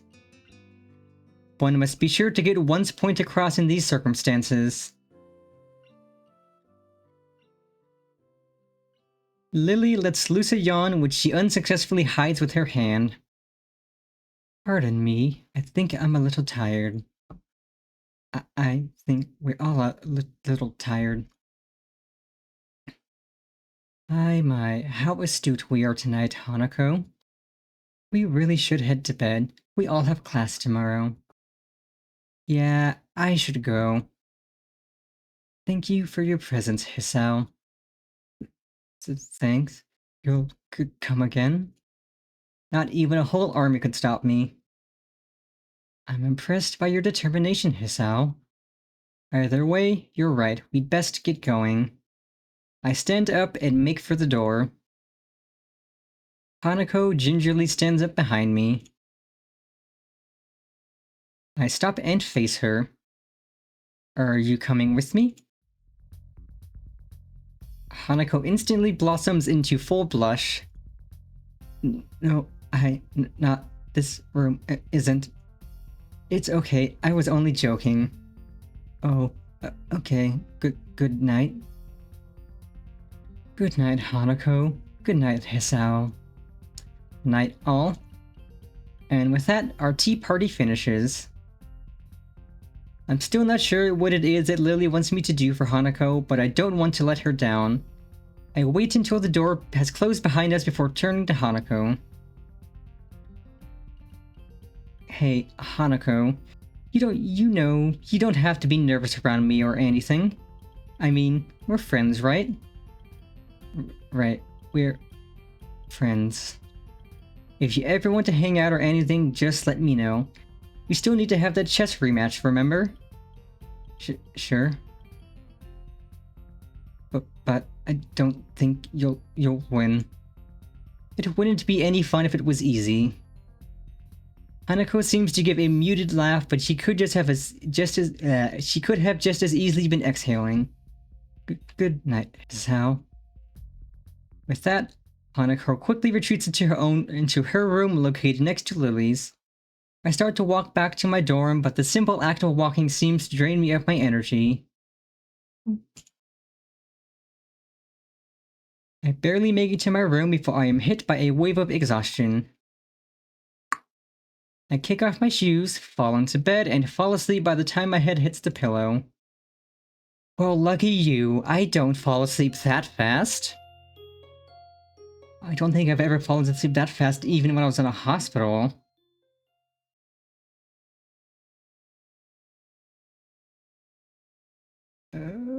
Okay, 3 scenes left. Like, even with hospital meds and stuff, I can't fall asleep that fast. Lucky you.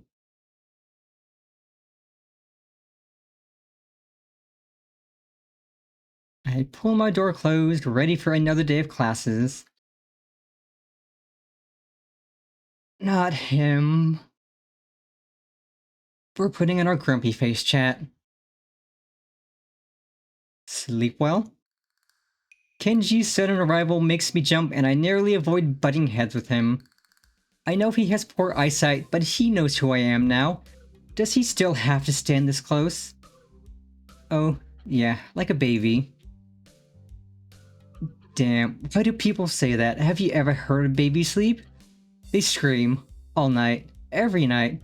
Babies don't sleep well ever.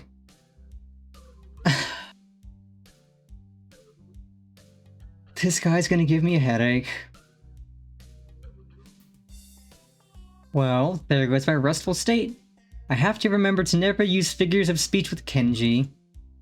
Alright, I get your point. It was a figure of speech. Yeah, sure, whatever.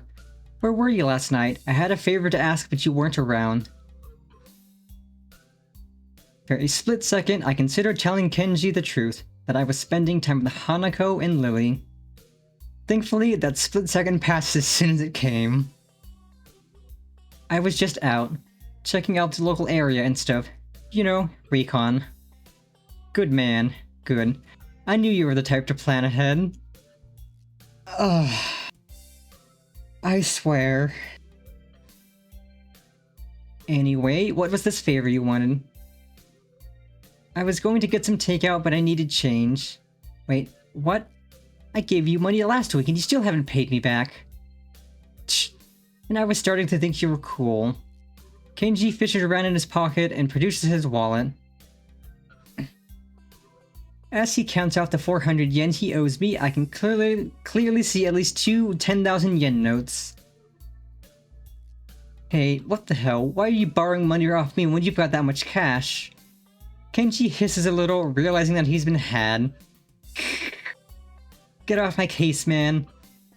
It's bad luck to break a big note for anything less than half its value. It's the tycoon's rule. What the fuck is the tycoon's rule? Okay, I'm going to Google this. It's probably absolute garbage. It's probably nothing. I gotta Google this.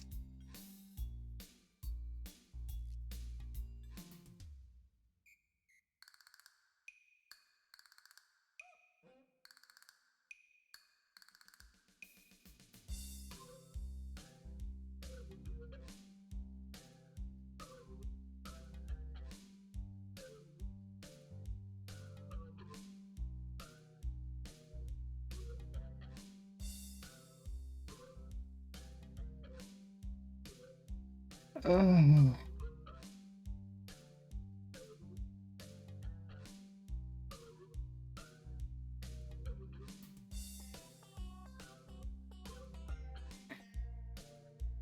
Okay, I'm only getting Persona stuff. It's probably literally garbage, like the rest of whatever comes out of his mouth. Yeah, I'm only getting Persona stuff. He's spouting bullshit.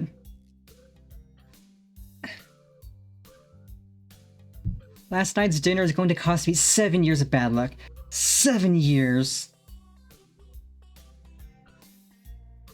Don't you think that's enough cause to help someone else? I'd get a shorter sentence if I just stole the stuff. My common sense screams at me to say something to him, but thankfully I restrained myself. Good.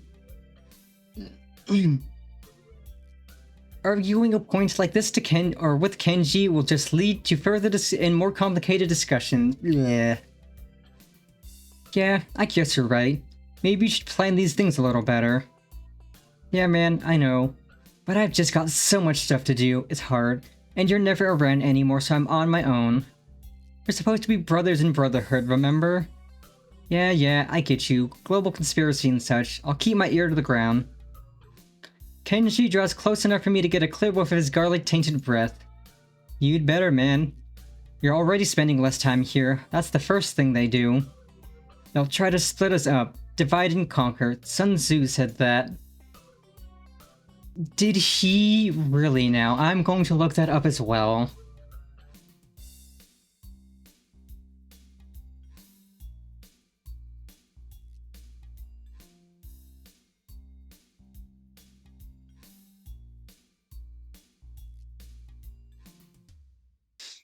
Okay, he actually did. Point to you, Kenji. 1 point added to your negative, what, 1,000? Roger that. Now, I've got to be going. I've got classes. You coming? Yeah, I'm tired. I stayed up all night just to make sure nothing was going to happen after splitting that note. As rational as ever, I see. Whatever. Night. Kenji scurries back into his room and I hear him throwing his locks as I walk down the hallway. Wait, is this another scene?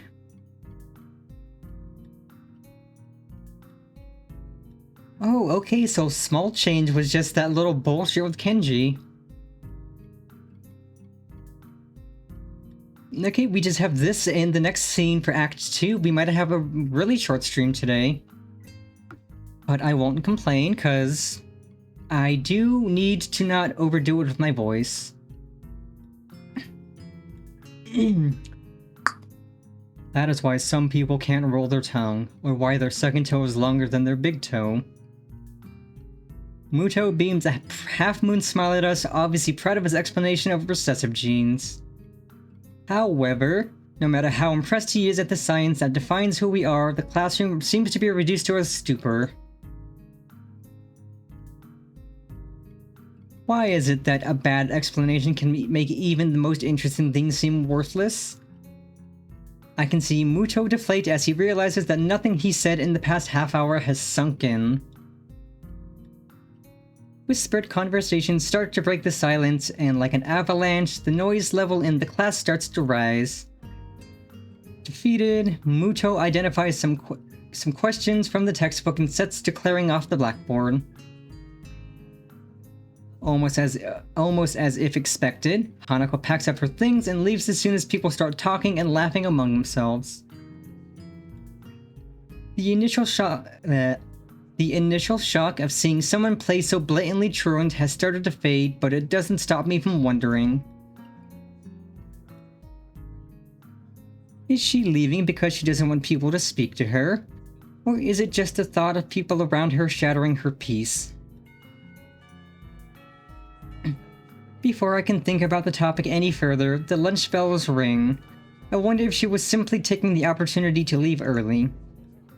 The usual clamor of students exchanging books for lunch reverberates around the room, and while Misha is distracted, I grab my lunch and head out the door. Lily already sits in the tea room, setting out her lunch alone. So, Hanako is not here then? Oh, Hisao, how are you? I haven't met Hanako since this morning, I'm afraid. That's right. Hanako and Lily live next to each other.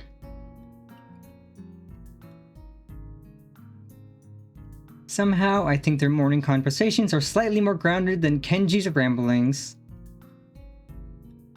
That's strange. She left class early, so I figured that she'd come here. So she's still leaving class early. Yeah, I've seen her do it a few times.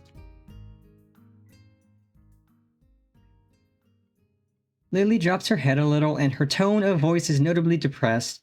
It's very reminiscent of someone who was used to hearing bad news. I was so sure that she'd stop doing that once you two became friends. Everyone has their own pace, I suppose. Well, I was wondering about just that today. Why exactly does she leave? I'm not entirely sure myself. I personally think it's because she doesn't want to be put in a situation where she has to answer someone. I have a flashback of my first meeting with her when I thought she looked like a cornered animal. Maybe I wasn't far from the truth. But she seems fine with talking to you and with me a bit.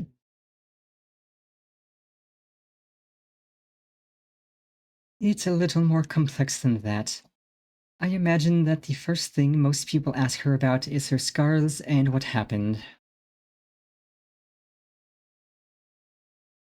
She rarely talks about it with me, but I can tell that she doesn't like to remember whatever happened back then. Leaving class and running away from discussions is her preemptive strike, if you will.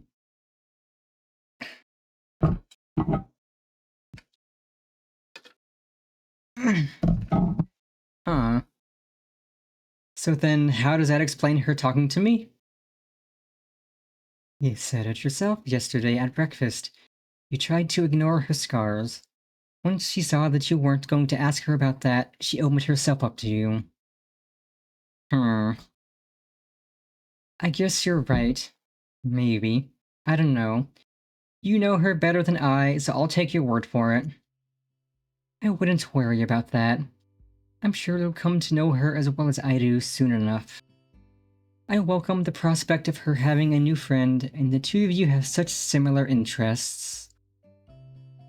Well, I hardly count reading as a team sport.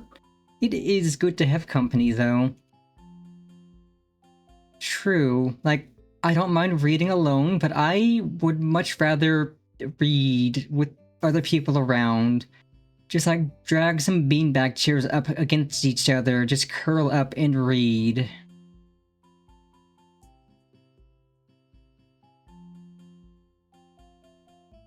That's my point. Hanako is still an average person at heart. She also wants company at times like that. Ah, I see. To be honest, both of you still confuse me a little. That's only natural, Hisao. We've only known each other for a little while. It's unreasonable to expect you to understand us just as we can't understand you. But that is half the fun of becoming friends, right? Yes, yes it is. Although, I suppose there is the matter of us being opposite genders. Man and woman do seem to confuse each other quite often. She says this with a light giggle, finding amusement at the odd little details of life.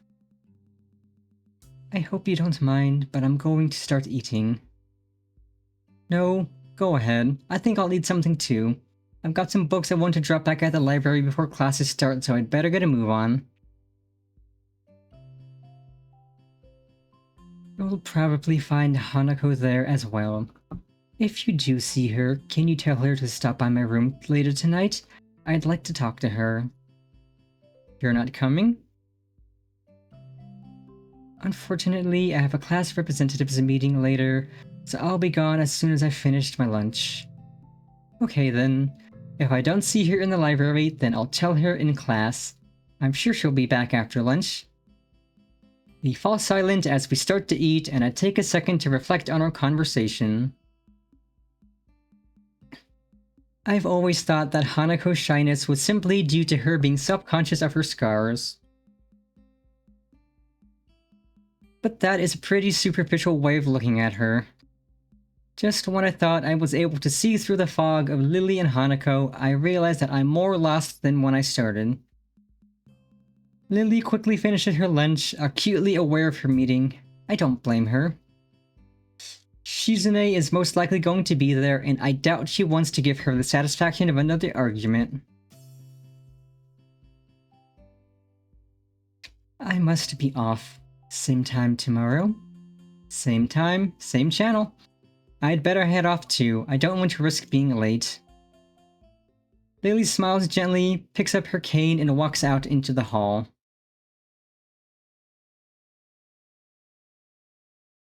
I turn my back on Lily as we head in opposite directions.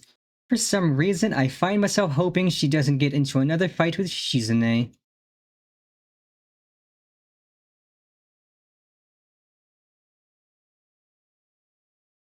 Oh, we're on the last scene of this act already. As much as I like Lily, Shizune and Misha have been pretty instrumental in helping me adjust, even if half of our conversations are thinly veiled recruitment attempts. Then again, I barely know either of them. Maybe they were previously leaders of some kind of secret society, but their love for each other drove them apart. Man, I need to stop reading cheap fiction, it's rotting my brain. Either that, or I've got to move away from Kenji and his bad influence. It's sad that I can't tell the two apart anymore. I slide my books down the return chute and they crash into the cart with a pleasant thud. Oh. That made me jump. 'Cause I've hit my head like that before many times. Yuko, however, doesn't seem as impressed as I. As how? You scared me. Sorry, I thought you would be used to that by now. Or is the literacy level here so low that nobody borrows any books? Huh? No, I think everyone here can read fine. Yeah, never mind. There are some battles that you can never win. Trying to explain jokes is one of them. My dad taught me that the hard way. Say, Yuko, have you seen Hanako about? She left class early, but she wasn't in her usual hiding place. I think I saw her sneak in before lunch. Oh. But I'm not supposed to tell anyone that. I just told you that I saw her leave, no need to stress out. Oh, of course, she's probably in the back. Yeah, I wouldn't trust this woman with even the smallest of secrets. She would blurt it out without question. Thanks. Get any new books in recently? No, sorry. I'll let you know when we do, though. Okay. If there's one thing I know about librarians, part-time or otherwise, it's that they appreciate people who take a genuine interest in their work. I think most people appreciate someone who takes a genuine interest in what they do, honestly.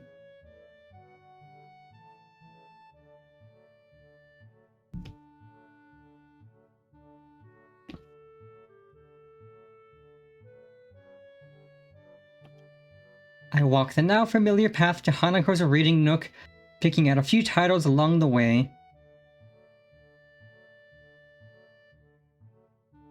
Sometimes I find it hard to discover a book that will interest me among the shelves. An author's name and a two-word title don't mean much in a sea of similar words. I mean, usually if I'm trying to find something to read, I'll just pick a book at random. I'll read 5 pages. If those 5 pages are interesting enough to captivate me, then I'm sure I'll enjoy the rest of the book. It's like with anime, you give any anime 3 episodes. If it can't capture your interest in 3 episodes, it's probably not something you're gonna enjoy. If a book can capture my attention in 5 pages or less, then I'm certain I'll enjoy it. And I have yet to find a book that I haven't enjoyed after 5 pages being interesting.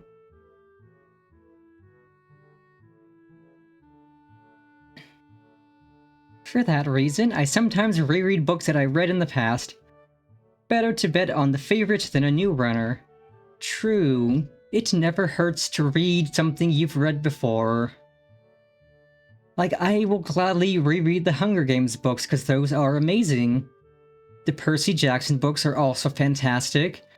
Maximum Ride, amazing series, I adore those books. There's so many good books I love that I will gladly just reread over and over just because they're so good. An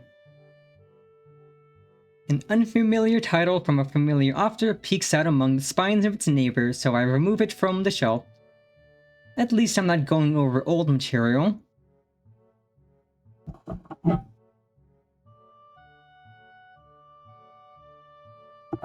As expected, Hanako sits on her beanbag, buried deep in a copy of Dance, Dance, Dance.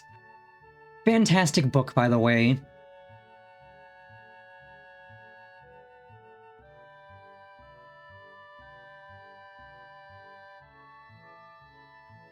I gotta see if let me see if I can remember who it's by.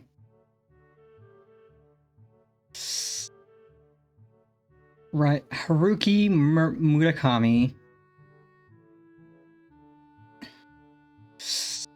It is a fantastic book, and the book that came before it.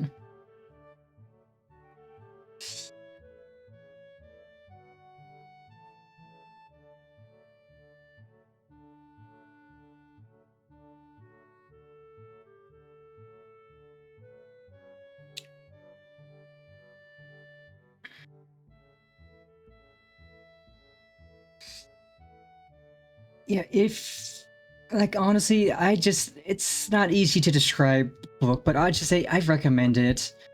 It is a big sister recommendation. It is a fantastic book. Haven't read it in a while, but it's a fantastic book.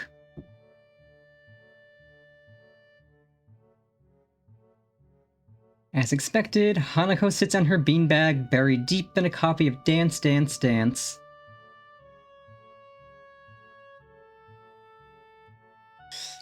Hi, Hanako. How's it going? I fight back the urge to ask why she left class early. If Lily's suspicions were right, then asking her about that could have the opposite effect. Best to leave it for the time being. Sometimes the best way to get an answer from someone is to never ask the question. True. If it's important enough, the person will tell you eventually.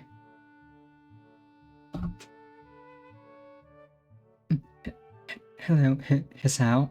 I'm fine. Something seems off, and after a couple of seconds, I realize what it is. Hanako's smiling. Aww. She's got such a cute smile, too. She looks as if she's pleased to see me. It's a nice change from the usual instinctively frightened reaction, and something I hope I can see more of as we get to know each other better. Good to hear. How's that book? I've heard it's a trip. It is a trip, but it is very good. It is good, I think.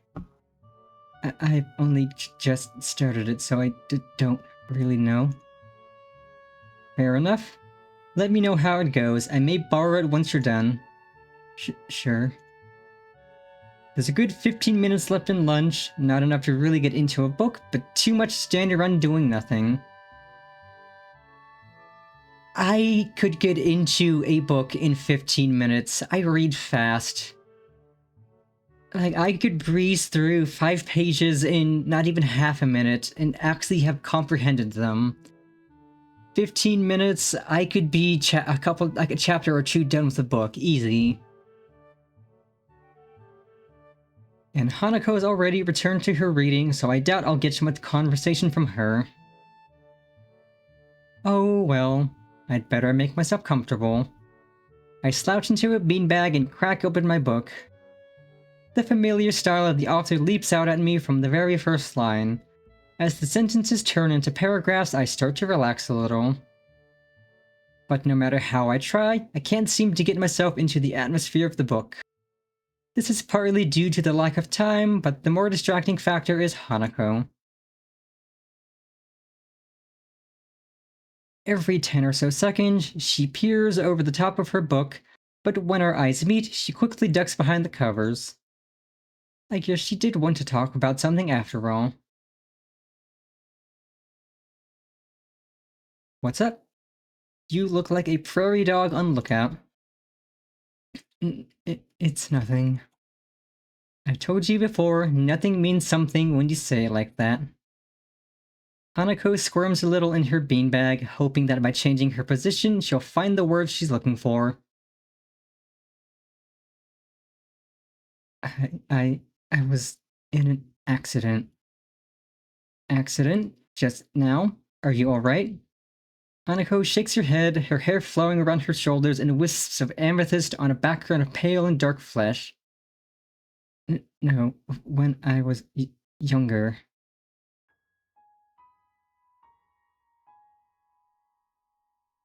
Okay, I'm preparing the sad expression now.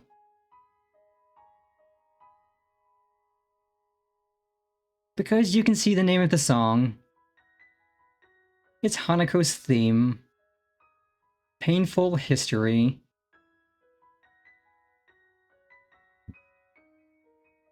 Realization crashes into me like a semi. When I was... It's alright, Hanako. You don't have to tell me anything if you don't want to. Again, she shakes her head. No, I have to tell you. When I was young, I was in a fire. My house burned down, and I nearly didn't make it. After that, I was alone. Hanako's eyes glisten in the dim light of the library, and I reach out to grasp her hand. It's okay, Hanako. You don't have to keep going. But I have to. Why? What brought this on? Last night, Lily told me about your heart, and I didn't think it was fair. Fair? That I knew about you, but you didn't know about me. I squeeze Hanako's hand a little. Don't be silly. But yes, I have a heart condition. I lean a little closer to Hanako. What I didn't tell Lily is that I had my first attack when a girl confessed to me. I smile a little to break the tension.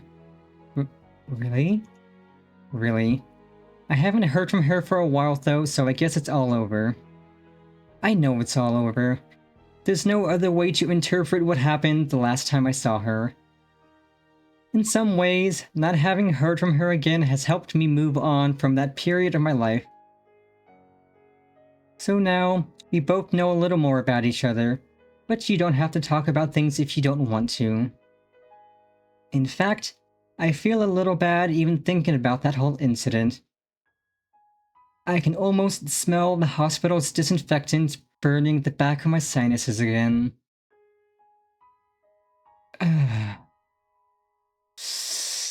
Yeah, that's not a good smell. I suppose the ICU's a worst smell? Because it's meant to be insanely clean. Like, a normal hospital room is going to be clean, nice and clean and disinfected. A room in the ICU is more than that. Because everyone there is extremely sick, extremely injured.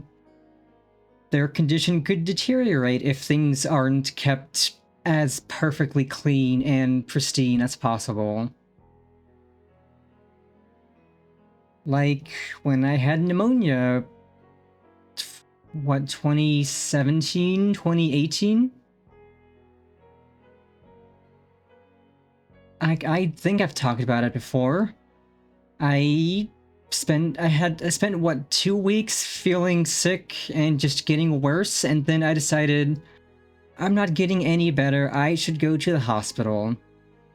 So I went to the hospital. I get to the ER, I get checked in, and shortly after that I go into septic shock and get rushed into the ICU. I think I passed out. I don't remember much. Like, I remember lots of nurses and stuff being ferried onto a stretcher, and then waking up later in a cold, dim room hooked up to so many machines.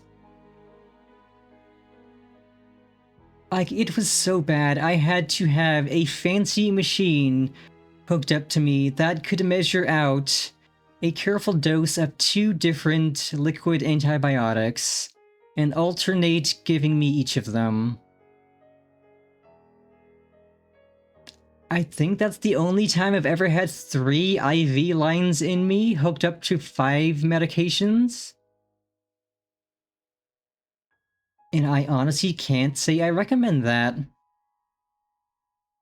Cause I couldn't really have any visitors. I spent a week in there.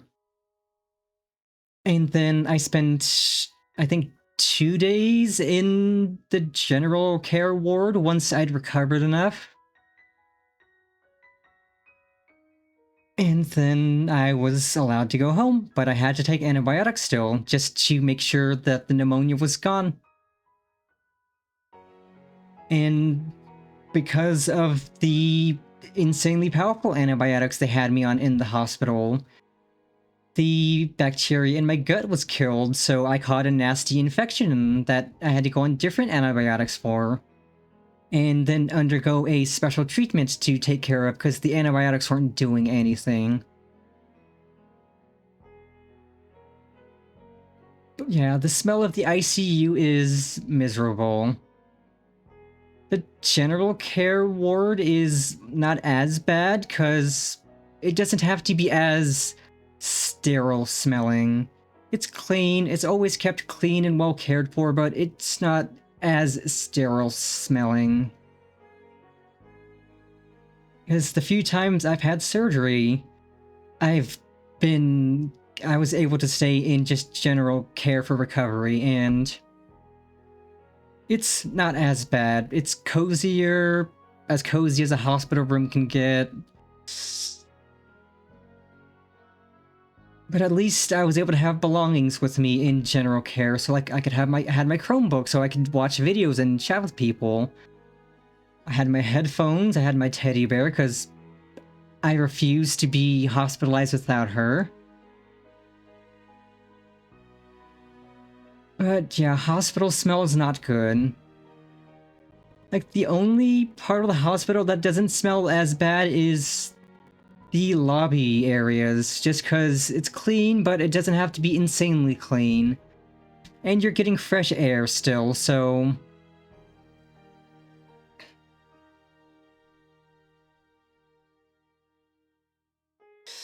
In fact, I feel a little bad even thinking about that whole incident. I can almost smell the hospital's disinfectant burning the back of my sinuses again. I imagine Hanako was going through the same thing now. When I was in the hospital, I went to the burn ward once, and only once. I was bored, so I went for a walk through all of the wards. I went through oncology and thought I could take it, but when I got to the burn ward, I turned around and went back to my bed.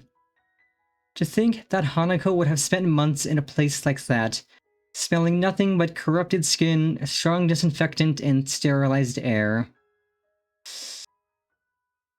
Well, the ICU didn't smell quite like corrupted skin, but it did smell like disinfectant and sterilized air.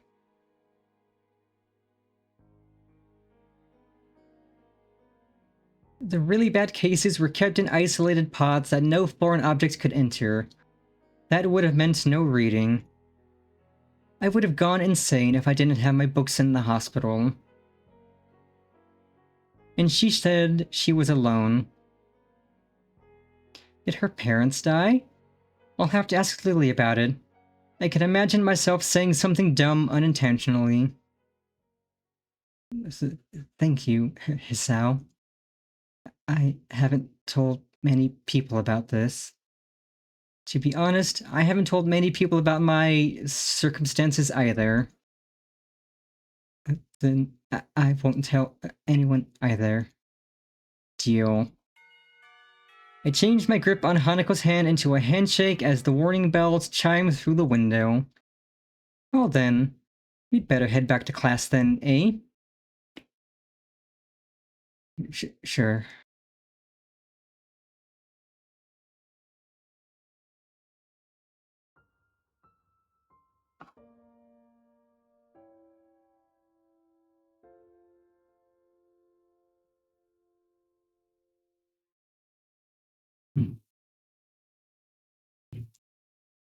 And that was Act 2.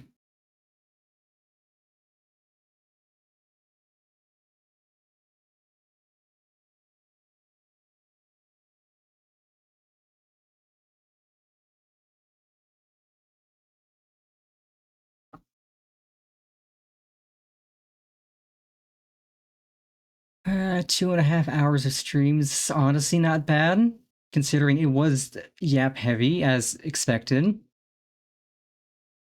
But I had a good time. Got an unexpected chance to talk about myself a little. Not that I'll complain.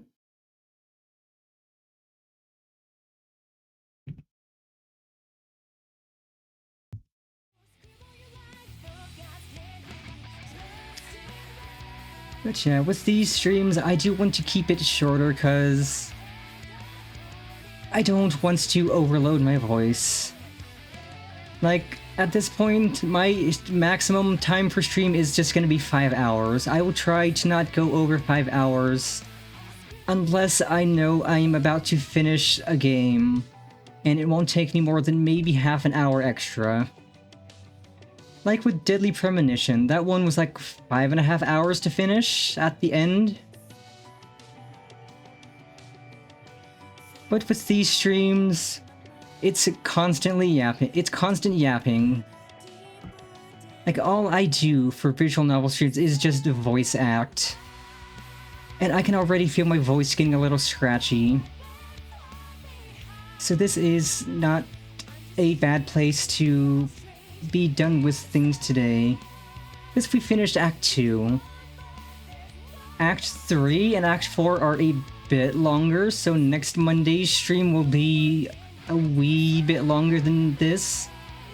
I want to say probably Act 3 is probably going to be 3.5 hours. Act 4 might come around 4 hours long. But even with yapping, that's still manageable. Anywho, I will be streaming again Wednesday, where we finish up Half-Life 2 modded. Which means next Wednesday we start episode 1.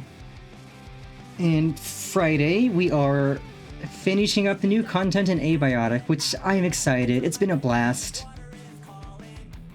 The Abiotic stuff has been so good.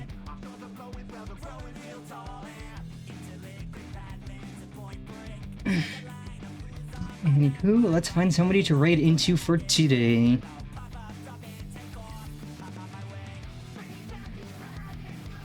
Because I am happy that I was able to premiere my new little prop to premiere the 2 new channel partner redeems.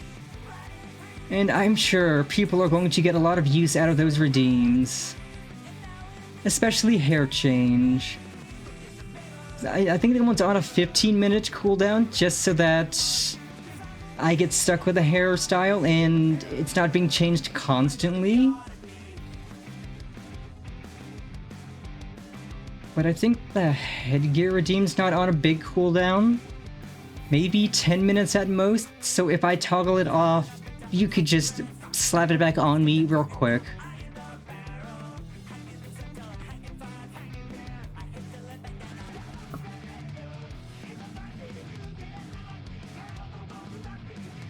But yeah, I definitely need to today work on getting more my VRChat avatar set up with the headgear and stuff. And in fact, I already know who we can raid into.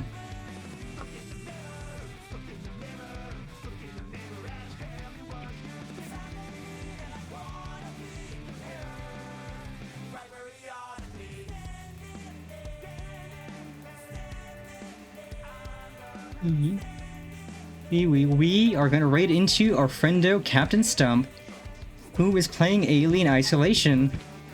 Fantastic game. I don't think I could ever play it. It's terrifying. Maybe? Okay, I will try it for October. I will try Alien Isolation for October. Anywho, I hope you all have a fantastic rest of your Monday and start to your week. And remember, Big Sis loves you always. Mwah. Mwah, mwah, mwah, mwah, mwah, mwah, mwah, mwah. There's a garden where I go. If you meet me there, no